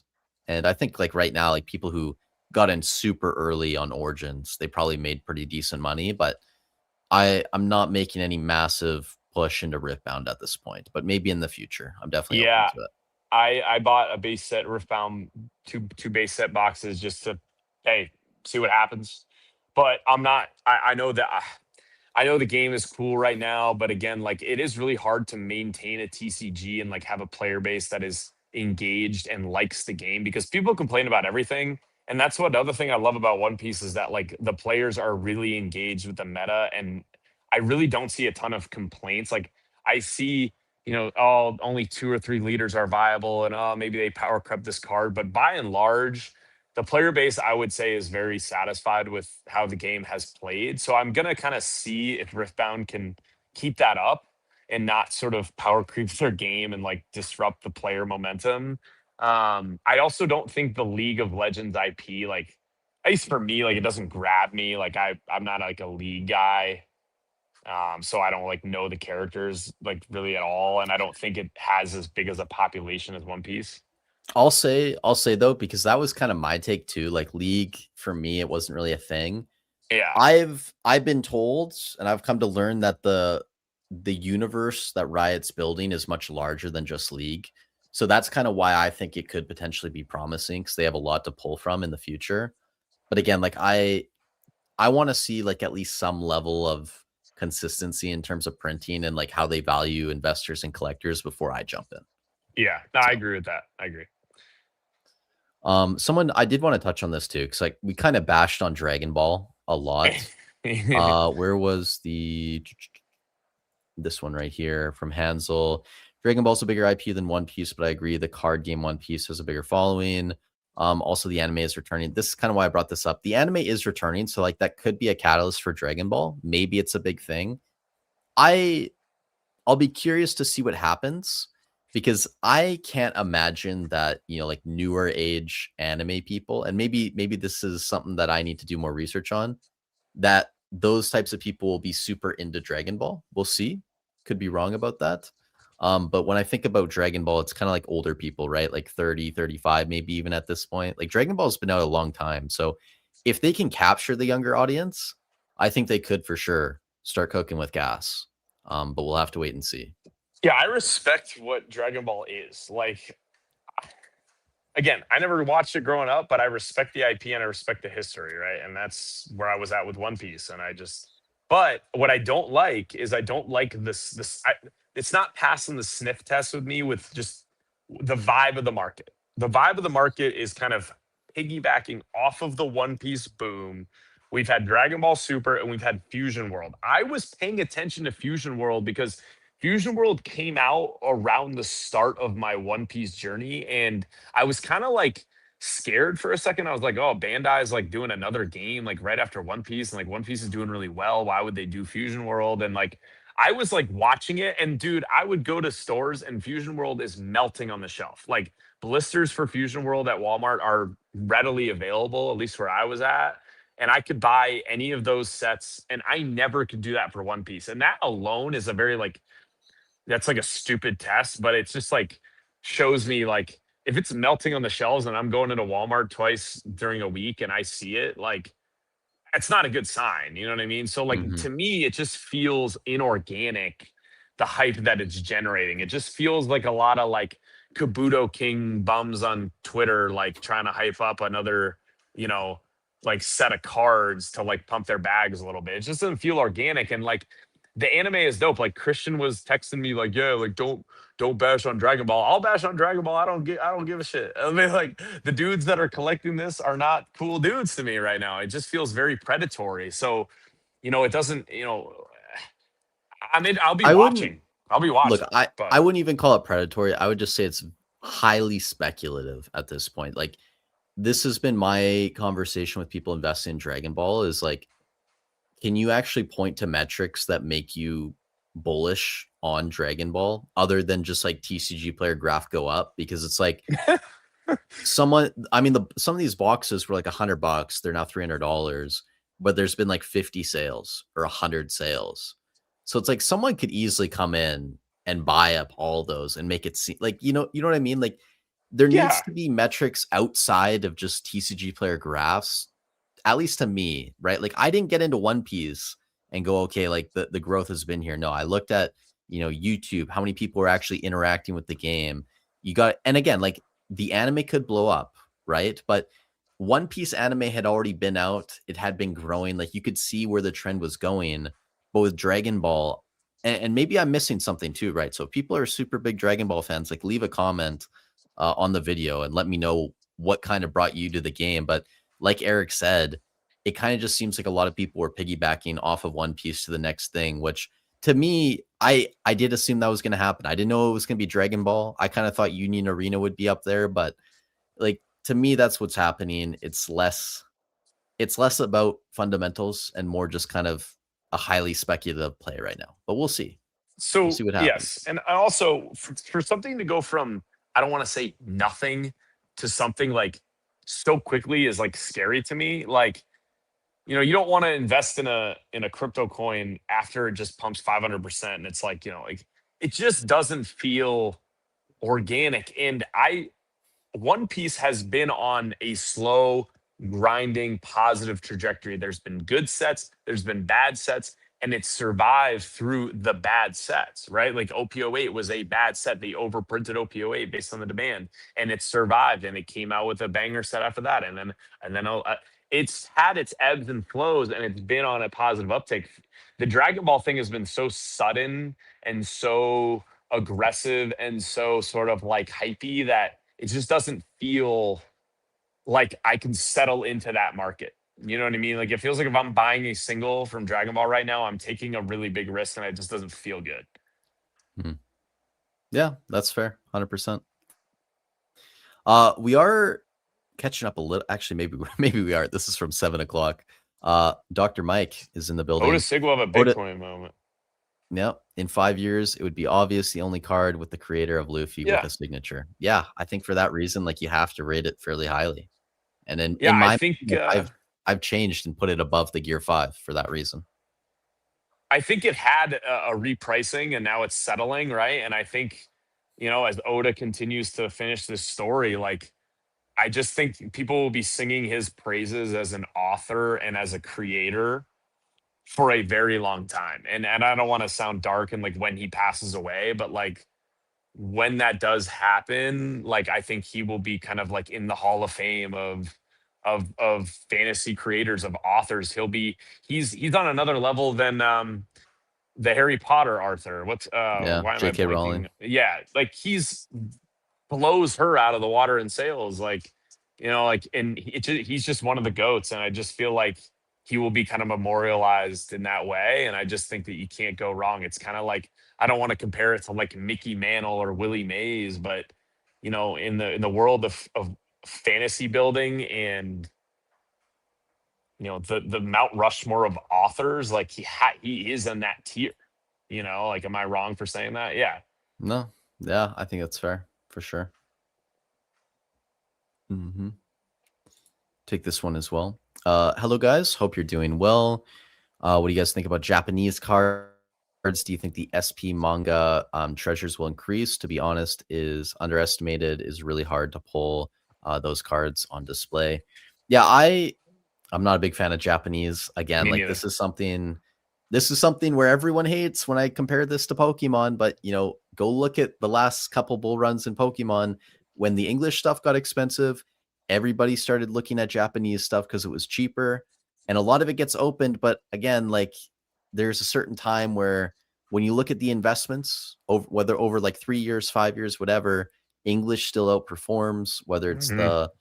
the sealed product or some of those top hits. I mean, Japanese stuff can do very well in other games. So like I wouldn't be shocked if there are some Japanese cards that actually outperform some of the English stuff. Like I do think that could happen, but you know, just in general, um, and this is coming from a sealed investor, I would never touch Japanese stuff, especially because in One Piece, the booster boxes don't have a wrap on them. It's a couple pieces of tape and that's it. So you could buy the cases, I guess, right? But the loose boxes in Japanese would be something I'd never even consider investing in.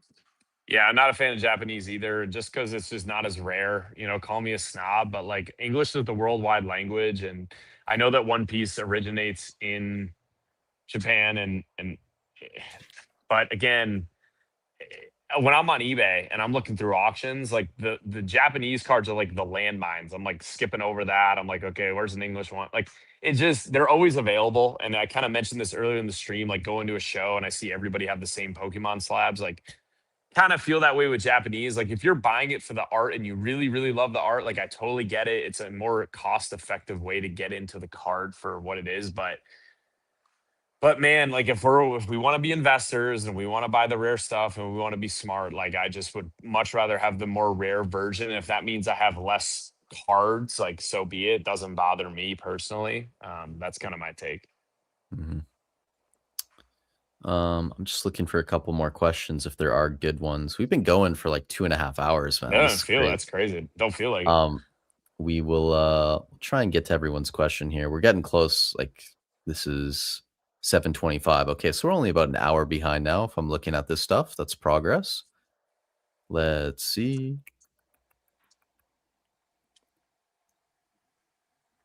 Well, Grayson doesn't tell me anything. Hey man, if you have a question, I will tell you. But you know, if you don't ask a question, I don't know what to tell you, man. You Yeah, I know? can't see the chat. So like, what's the vibe of the vibe? Lots of things going on. You're telling me Graysman, Greisman is buying OP? Is that like a professional athlete? Do you know who they're talking about? Raisman? No, Graysman? Greisman? I don't know I who can that just is. tell you that a lot of athletes are buying One Piece cards and are very into the mangas. Like I can just tell you that. Like I won't name names, but I mean they're very into it. Dude, I am shocked the amount of people in this space. And I like people I would have never guessed would have been interested in One Piece or Pokemon TCGs, and they secretly have like, you know, 6, 7 figure positions in some of this stuff. It's crazy to me, honestly. Yeah, well, And that's the money that's not talking, right? The most vocal people are usually not the smartest, if we're being honest with anything, right? Like, I'm very intrigued by your day to day and like who you're able to kind of interface with, and I like hearing your perspective on like why somebody in private equity would view this as a worthy use of their time. You know? mhm, yep, 100%. I mean, if you want names, like I'll tell you after stream and stuff like that for sure. But you know, Yeah, dude, for sure. that's stuff I can't share on stream, obviously. But We'll take this question too. What's your best pull? I know you said you don't open much anymore, but Yeah, I don't open much. I opened a lot of the early stuff, which I'm bummed about. I kept some of it sealed, but man, I wish I just opened none of it. But I mean, that got me into the game, right? But my best pulls were my girl pulled the Sabo manga from OPO4, pulled the OPO9 Nami SP. That was awesome. That's been a great ROI pull for me. Also pulled the I pulled the Onami from '07, which has been really awesome as well. that's a beautiful SP. Yep. And then I would also say one of the better pulls that I had was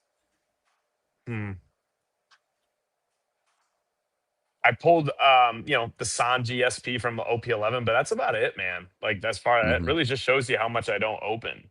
Um, I opened a bunch of '05. That was the set that I found the most blister packs of. Like I was grinding the restocks, and that was before they had like purchase limits and stuff. And I would buy a lot of OPO5. The card that one of the cards that really hooked me was the Uta SP from '05. Like that was like still kind of around like the beginning of my opening phases. And that card just really hooked me in as like just a Mhm. beautiful card. Like and some of the cards that I used to think were awesome, like I pulled like the Kaido alt art secret rare from OPO5, and like that card's like $10, I think. But like that card was like, dude, this is the sickest card ever. Like there was just so many low level cards that like pulled me in to like just the culture of like One Piece. Like obviously I saw the Yep. Zoro. Well, at the beginning of the stream, I talked about finding the Zoro as a single in a card shop and how that art really pulled me in. But I was buying singles pretty much up to like '04, '05, and those were like the most product that I opened and really enjoy opening. I was really into those gift collection boxes. I thought those gift collection promos were super sick. And I'm pissed because I sold that as a set to like move my money into something else. But like I should have held those. Like I had the whole set of that. I sold those to like roll into a manga or something. But I thought those were freaking awesome too. Mhm.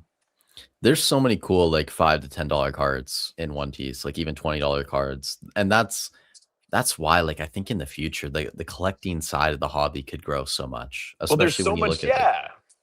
Anybody can enjoy it. Like there's so many $5 cards that you can put in your collection and it feels good to have. It just does.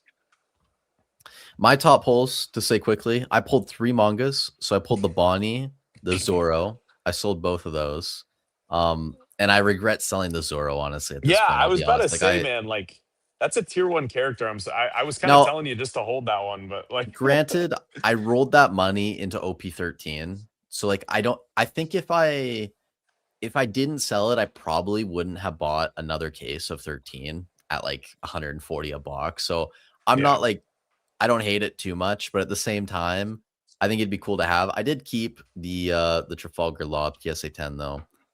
Pulled that from, and by the way, I pulled all of my mangas from loose boxes. So that's like another thing too, where it's Yeah. like, 2 of them I got from Hobbiesville, the Zorro Wings of the Captain. I got that in a collection. So I bought basically one of every box off a guy who had purchased like he bought a massive One Piece collection that had like figures and everything.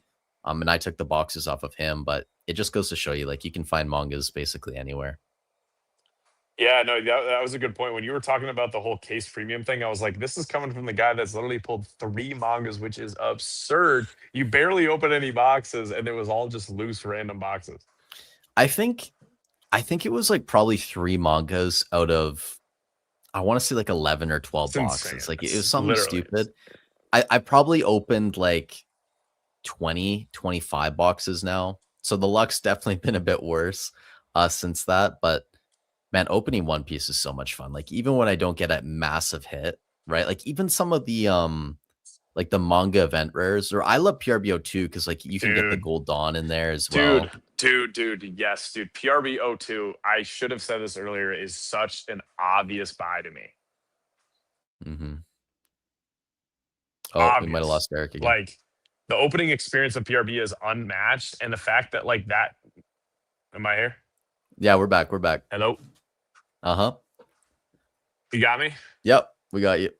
Dude, the PRBO2. PRB02 opening experience is fantastic, as you know, and it Mhm. is carried by a super strong manga with manga alt events and 30 gold dons and SPs. I'm super into those SPs from PRBO2 because they are so hard to pull.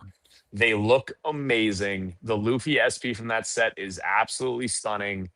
I can't talk positively enough about that set, and the discrepancy in price between O1 and O2 just makes no sense to me. PRBO2 was like kind of sandwiched between some good sets, so maybe it got overlooked a little bit. I think that's the best buy on the board right now, if I'm just Mhm. being honest. I think it's a great opening experience too. That's kind of what I've talked about is like, I like Crown Zenith in Pokemon because a lot of people open Crown Zenith when it was cheap. Very favorable pull rates. You have a lot of cool cards. Same thing with like a lot of the S Sphere, the newer stuff in Pokemon. It's fun to open, right? And in One Piece, like I get it. If you get a box that only has 2 hits, 24 packs, it's not great. But if you can get a 5-hit box out of 20 packs in PRBO2, like that's something that a lot of people will be interested in the future. Um, Yeah, I I just need can't to see the read this. chat, so I, Yeah, there's some things that I want to read first before I bring it up, just to make yeah, I sure get it. it's uh, okay. People look at my stats up and bashing me or something. No, no, no, no, no. No. Nothing like that. Nothing like that at all. Where do we feel the floor to this downside is for OP? Are we Dude, there yeah, this or at is least so close? important. So important. Yeah. You could take this first. I gotta think about it. I would say I think some things are probably close to their bottoms. Some things probably aren't though.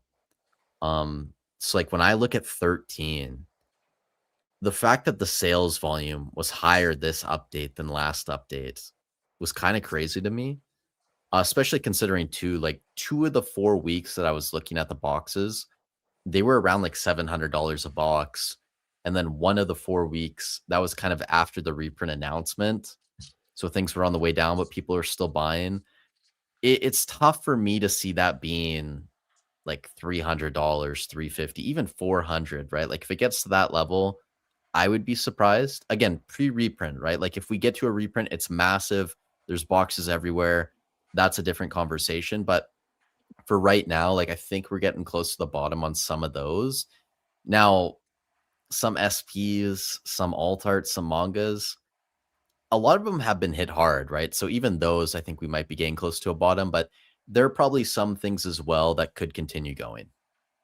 And I know that's really like on the fence answer. Like Mm, I'm not giving you the most direct response, which I apologize for. But again, I think there's nuance too, right? Like you have to separate the sealed from the singles and slabs, and then even in the sealed, like there's some products I think are better off right now. Some of the older stuff, like Romance Dawn, which I will say, like Blue Bottom, some are listed at like 5K now, I think, on eBay. I saw one that was dented at like 4.3K. So even that, like, who knows if that's completely off the board in terms of discussion. But stuff that's been hit like 30, 40%, if it's a really strong set, tough to see it go much further.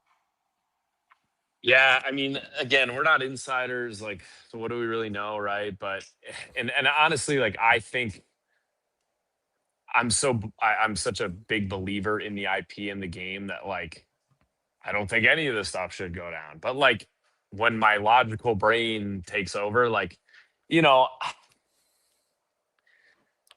I none of us know, right? But like I think that this summer, and when I mean summer, I think around July, August, when we start to tick into October, like I'm gonna be kind of viewing that as like the local bottom per se. Um, I think some of these SPs could topple down. I think, we need to see it stabilize a little bit, and we need to kind of have a couple weeks of like really stable auctions, consistent kind of sales in a similar range. It was so violent. But once that Black Friday sale comes back around, like, for TCG player, like that's a catalyst every year. Like Hmm. I think a lot of people kind of like save and kind of like aggressively attack that sort of period of time with that TCG sale to get a little bit more value out of their buys. Like, and I've noticed that over the last couple of years. It was really violent this year, but I I hope not. I mean, but would I be surprised? No. But I also think, Grayson, too, man, like if Bitcoin can rebound to like 80K, I think we'll see a positive uptick in the collectibles market. I know that, you say that you kind of feel like they're not as correlated. I kind of view them as all like sort of like They're still like not fully correlated. There is no, but like correlation for sure.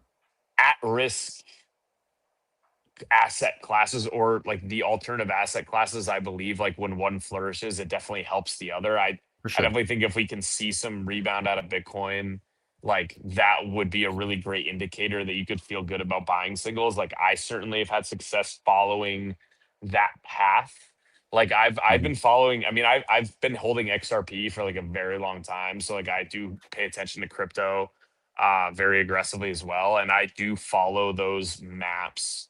Like when crypto goes up, there's always been like a little bit of a lag in the collectibles, and then I've noticed that one piece will pop up. And this is just through a couple of years of experience. By no means is it like a hardcore data backed trend, but it's just something that I've noticed I've had some success with. So it's just something that I watch, and yeah, but I think the sentiment is still good, man. I think that people are excited to buy these prices. I don't know what you see, Grayson. I'm sure Mhm. you get more messages than me, but I mean, people are excited to buy at some of these prices. Like a lot of those, very conservative, like you know, everyday collector YouTube channels are like happy about the current prices that we're at, and they think they're very fair. So I think we're in a good place, man. Like I don't think we should be too worried. Like I'm sure, if you're buying a card at $10,000 and it's $8,000 right now, like that's kind of a sweat, right? But again, it's all just about the risk tolerance and finding good entry points, and that's what I'm really stingy about.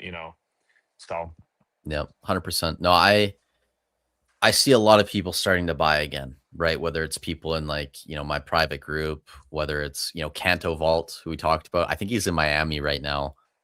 He put out a couple posts saying he's buying like tournament cards or championship cards and stuff. So there are people buying at these levels. The other thing I'll say too, and again, this is why like I always talk about Pokemon, how these TCGs, like there is correlation and connection between them. A lot of money is flowing back into Pokemon, and it has been over the past like 30 to 45 days. A lot of that is people taking profits in One Piece, moving it back to Pokemon, whether that's Prismatic, Ascended Heroes. I mean, Pokemon Day is next week, right? So that's 30th anniversary. It's going to be a big deal. Um, you know, uh, Fire Red, Leaf Green, those are coming to the Switch too. Whatever new game comes this year, like Gen 10's eventually going to be coming as well.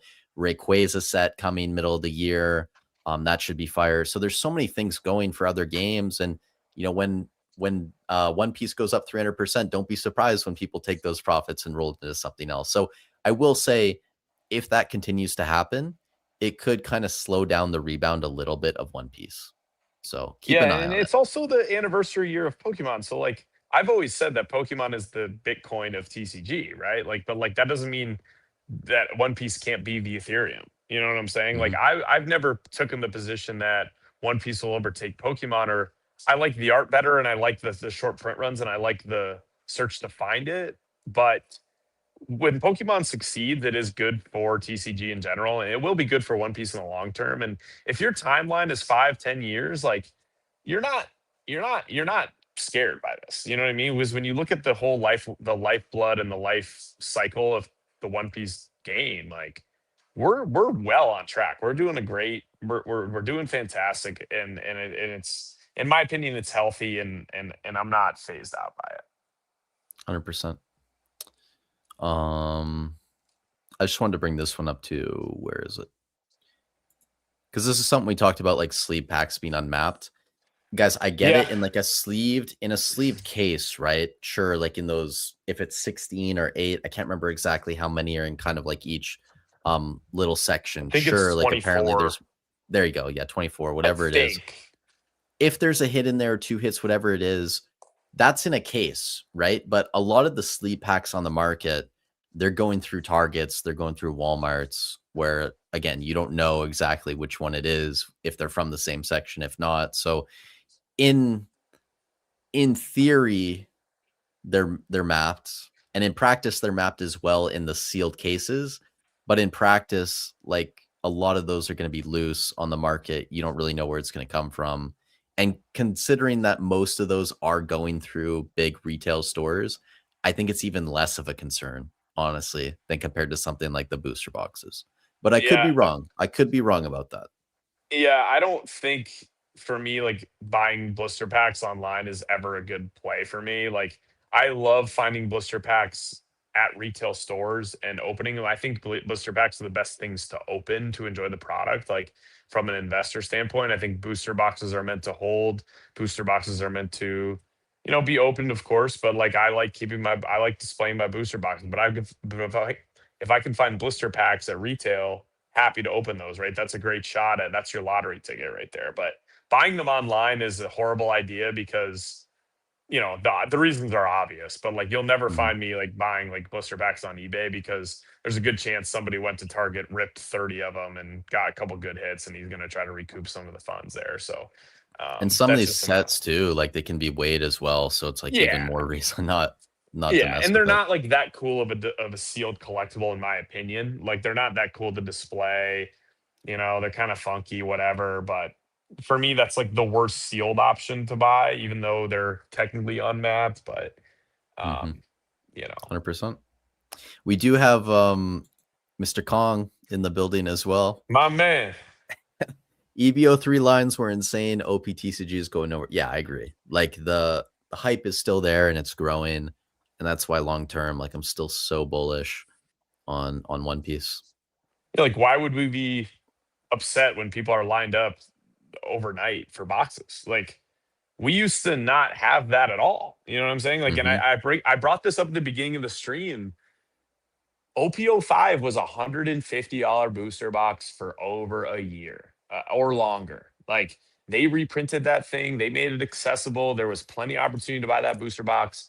And that was like the set. You know what I mean? Like OPO4 was sub $100 at one point. Like that was the throwaway set. Like this stuff like has come a long way. And I think we need to keep that perspective of like this IP is still growing. People are still really wanting the product and to use the cards and to enjoy the cards. Like EBO3 is an awesome set. Like I know we're nitpicking about the print runs and the TCG pre-order prices and stuff, but it's still a great set with great SPs, awesome alt arts. Like it's a strong set and it's a set that's going to do well. And like it has a female manga. Uta, I know it's kind of a mid manga, but like it's still a manga that's cool. Like, and I think that it's a set that deserves. I would wait. If I would definitely wait for a box at retail for sure. Like, Mm-hmm.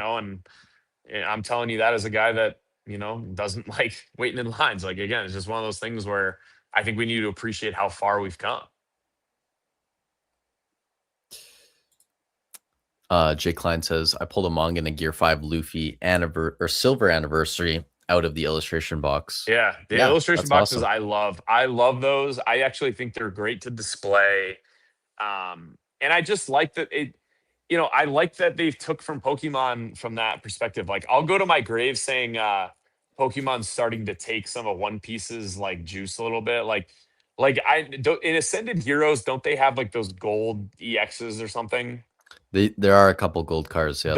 Those feel like the Gold D Roger. Like they came out with a card. I forget the character that kind of felt like a Gold D Roger ripoff. Like I remember making a comment to that to one of my buddies, but like I really like that One Piece brought in that tier of product because it's an accessible product. It's fairly short printed and it's also very unique. And obviously everybody loves promos. So I'm very, very happy to have as many of those as I can put my hands on. And it's a really easy buy too. Like very Mm-hmm. low risk buy right now. Like if you really want to think about it from that perspective, like even the first and second one, like the 3 and 4 are the weakest, but the first and second, they came out together. I think they're a great buy. I think the recent ones are awesome. Those were scalped heavily, obviously. But, 2, 3, 4, 5 years from now, man, those OP13 packs are going to be gold. And it has PRBO2 just to throw on top, which we love. Yeah, So, it's a cracked pack selection for sure.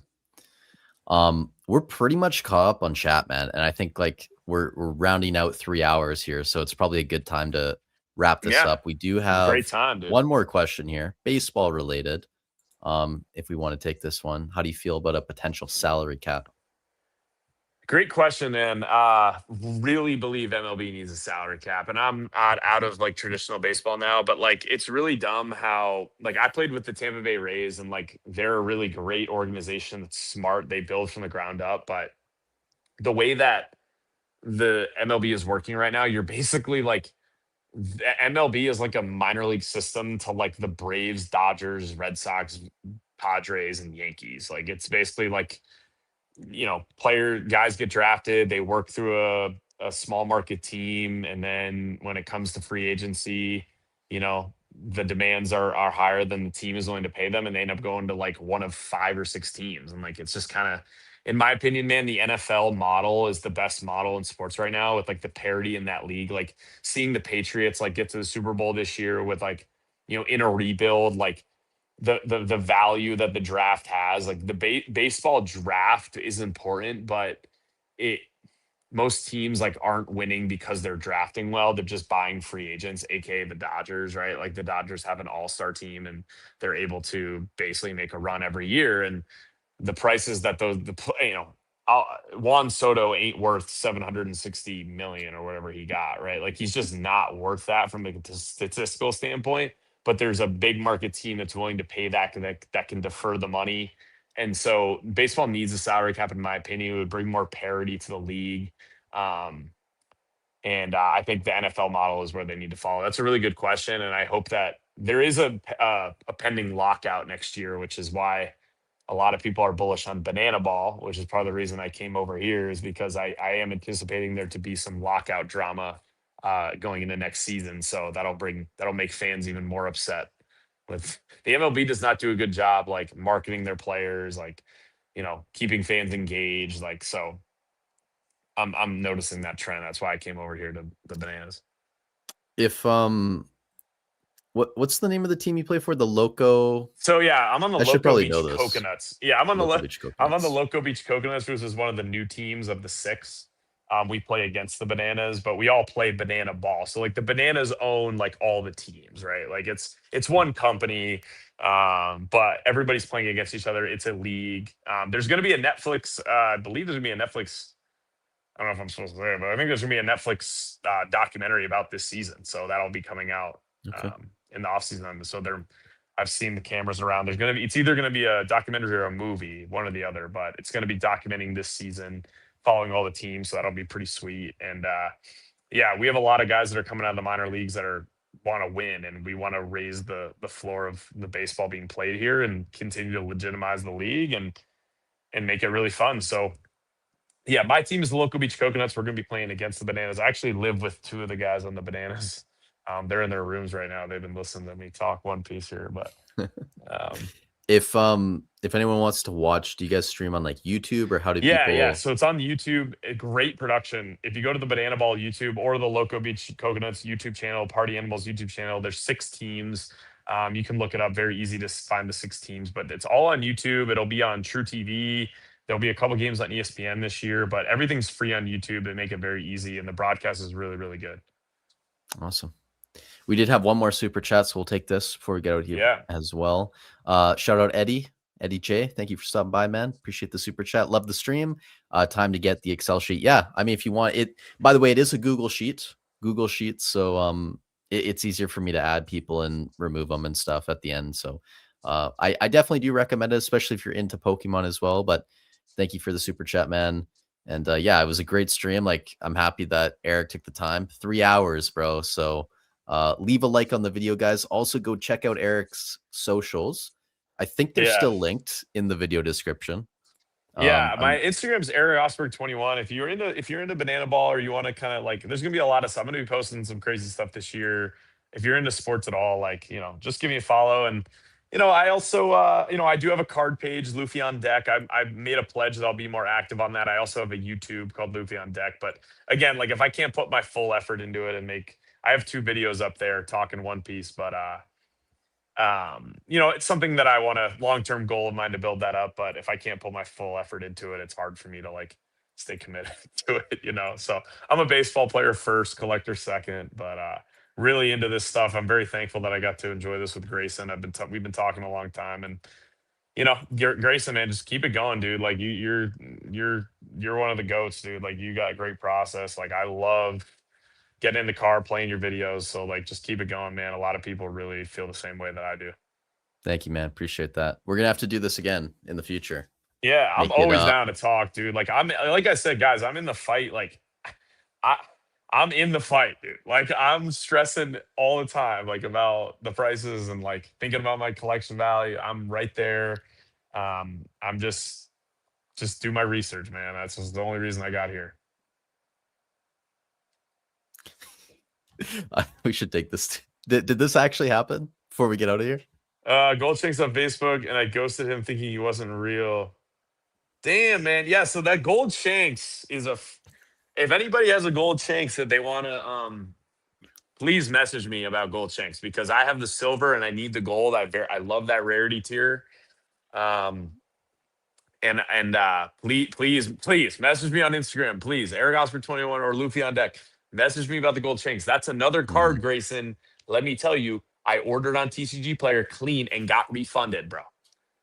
It's happened 3 times, brother, all on gold SSPs. I'm so freaking pissed off about it. Still, the Gold Shank pisses me off. That is actually, by the way, that is full disclosure. That card is the one I'm trying to buy on this reprint this summer. Like I'm trying to buy that card. I would love to buy the Luffy manga as well. That's right there, but I'm such a OCD freak that I just want to have like both the silver and the gold in that Shanks. And I should already have it, so frick that. But yeah, please hit me up on Facebook or Instagram or whatever if you still have it. Yeah, and Erik's stuff is linked in the video description if you guys are curious. So I did double check that. Thank you everyone for being here. We're gonna end the stream now. What night is it? Is it Friday night? Saturday night? It's Saturday. Yeah, so hopefully you guys are having a great weekend. Enjoy the rest of it. I'll have a video up probably tonight. I think I'll still record one. And then tomorrow, keep an eye out, the Luffy hierarchy. We're going to start those videos. They're coming. I'm hyped on that, bro. That's a great idea. We put a ton of time into it, so hopefully it's well received. We'll see. But who did you do it with, real quick? I can't say their name. I will give them credit under kind of like an alias or whatever. But yeah, the videos, hopefully the ranking everyone enjoys. All right, guys, thank you so much for watching the video or the live stream. Stay safe wherever you are in the world, and we'll catch you guys in the next one. We're out.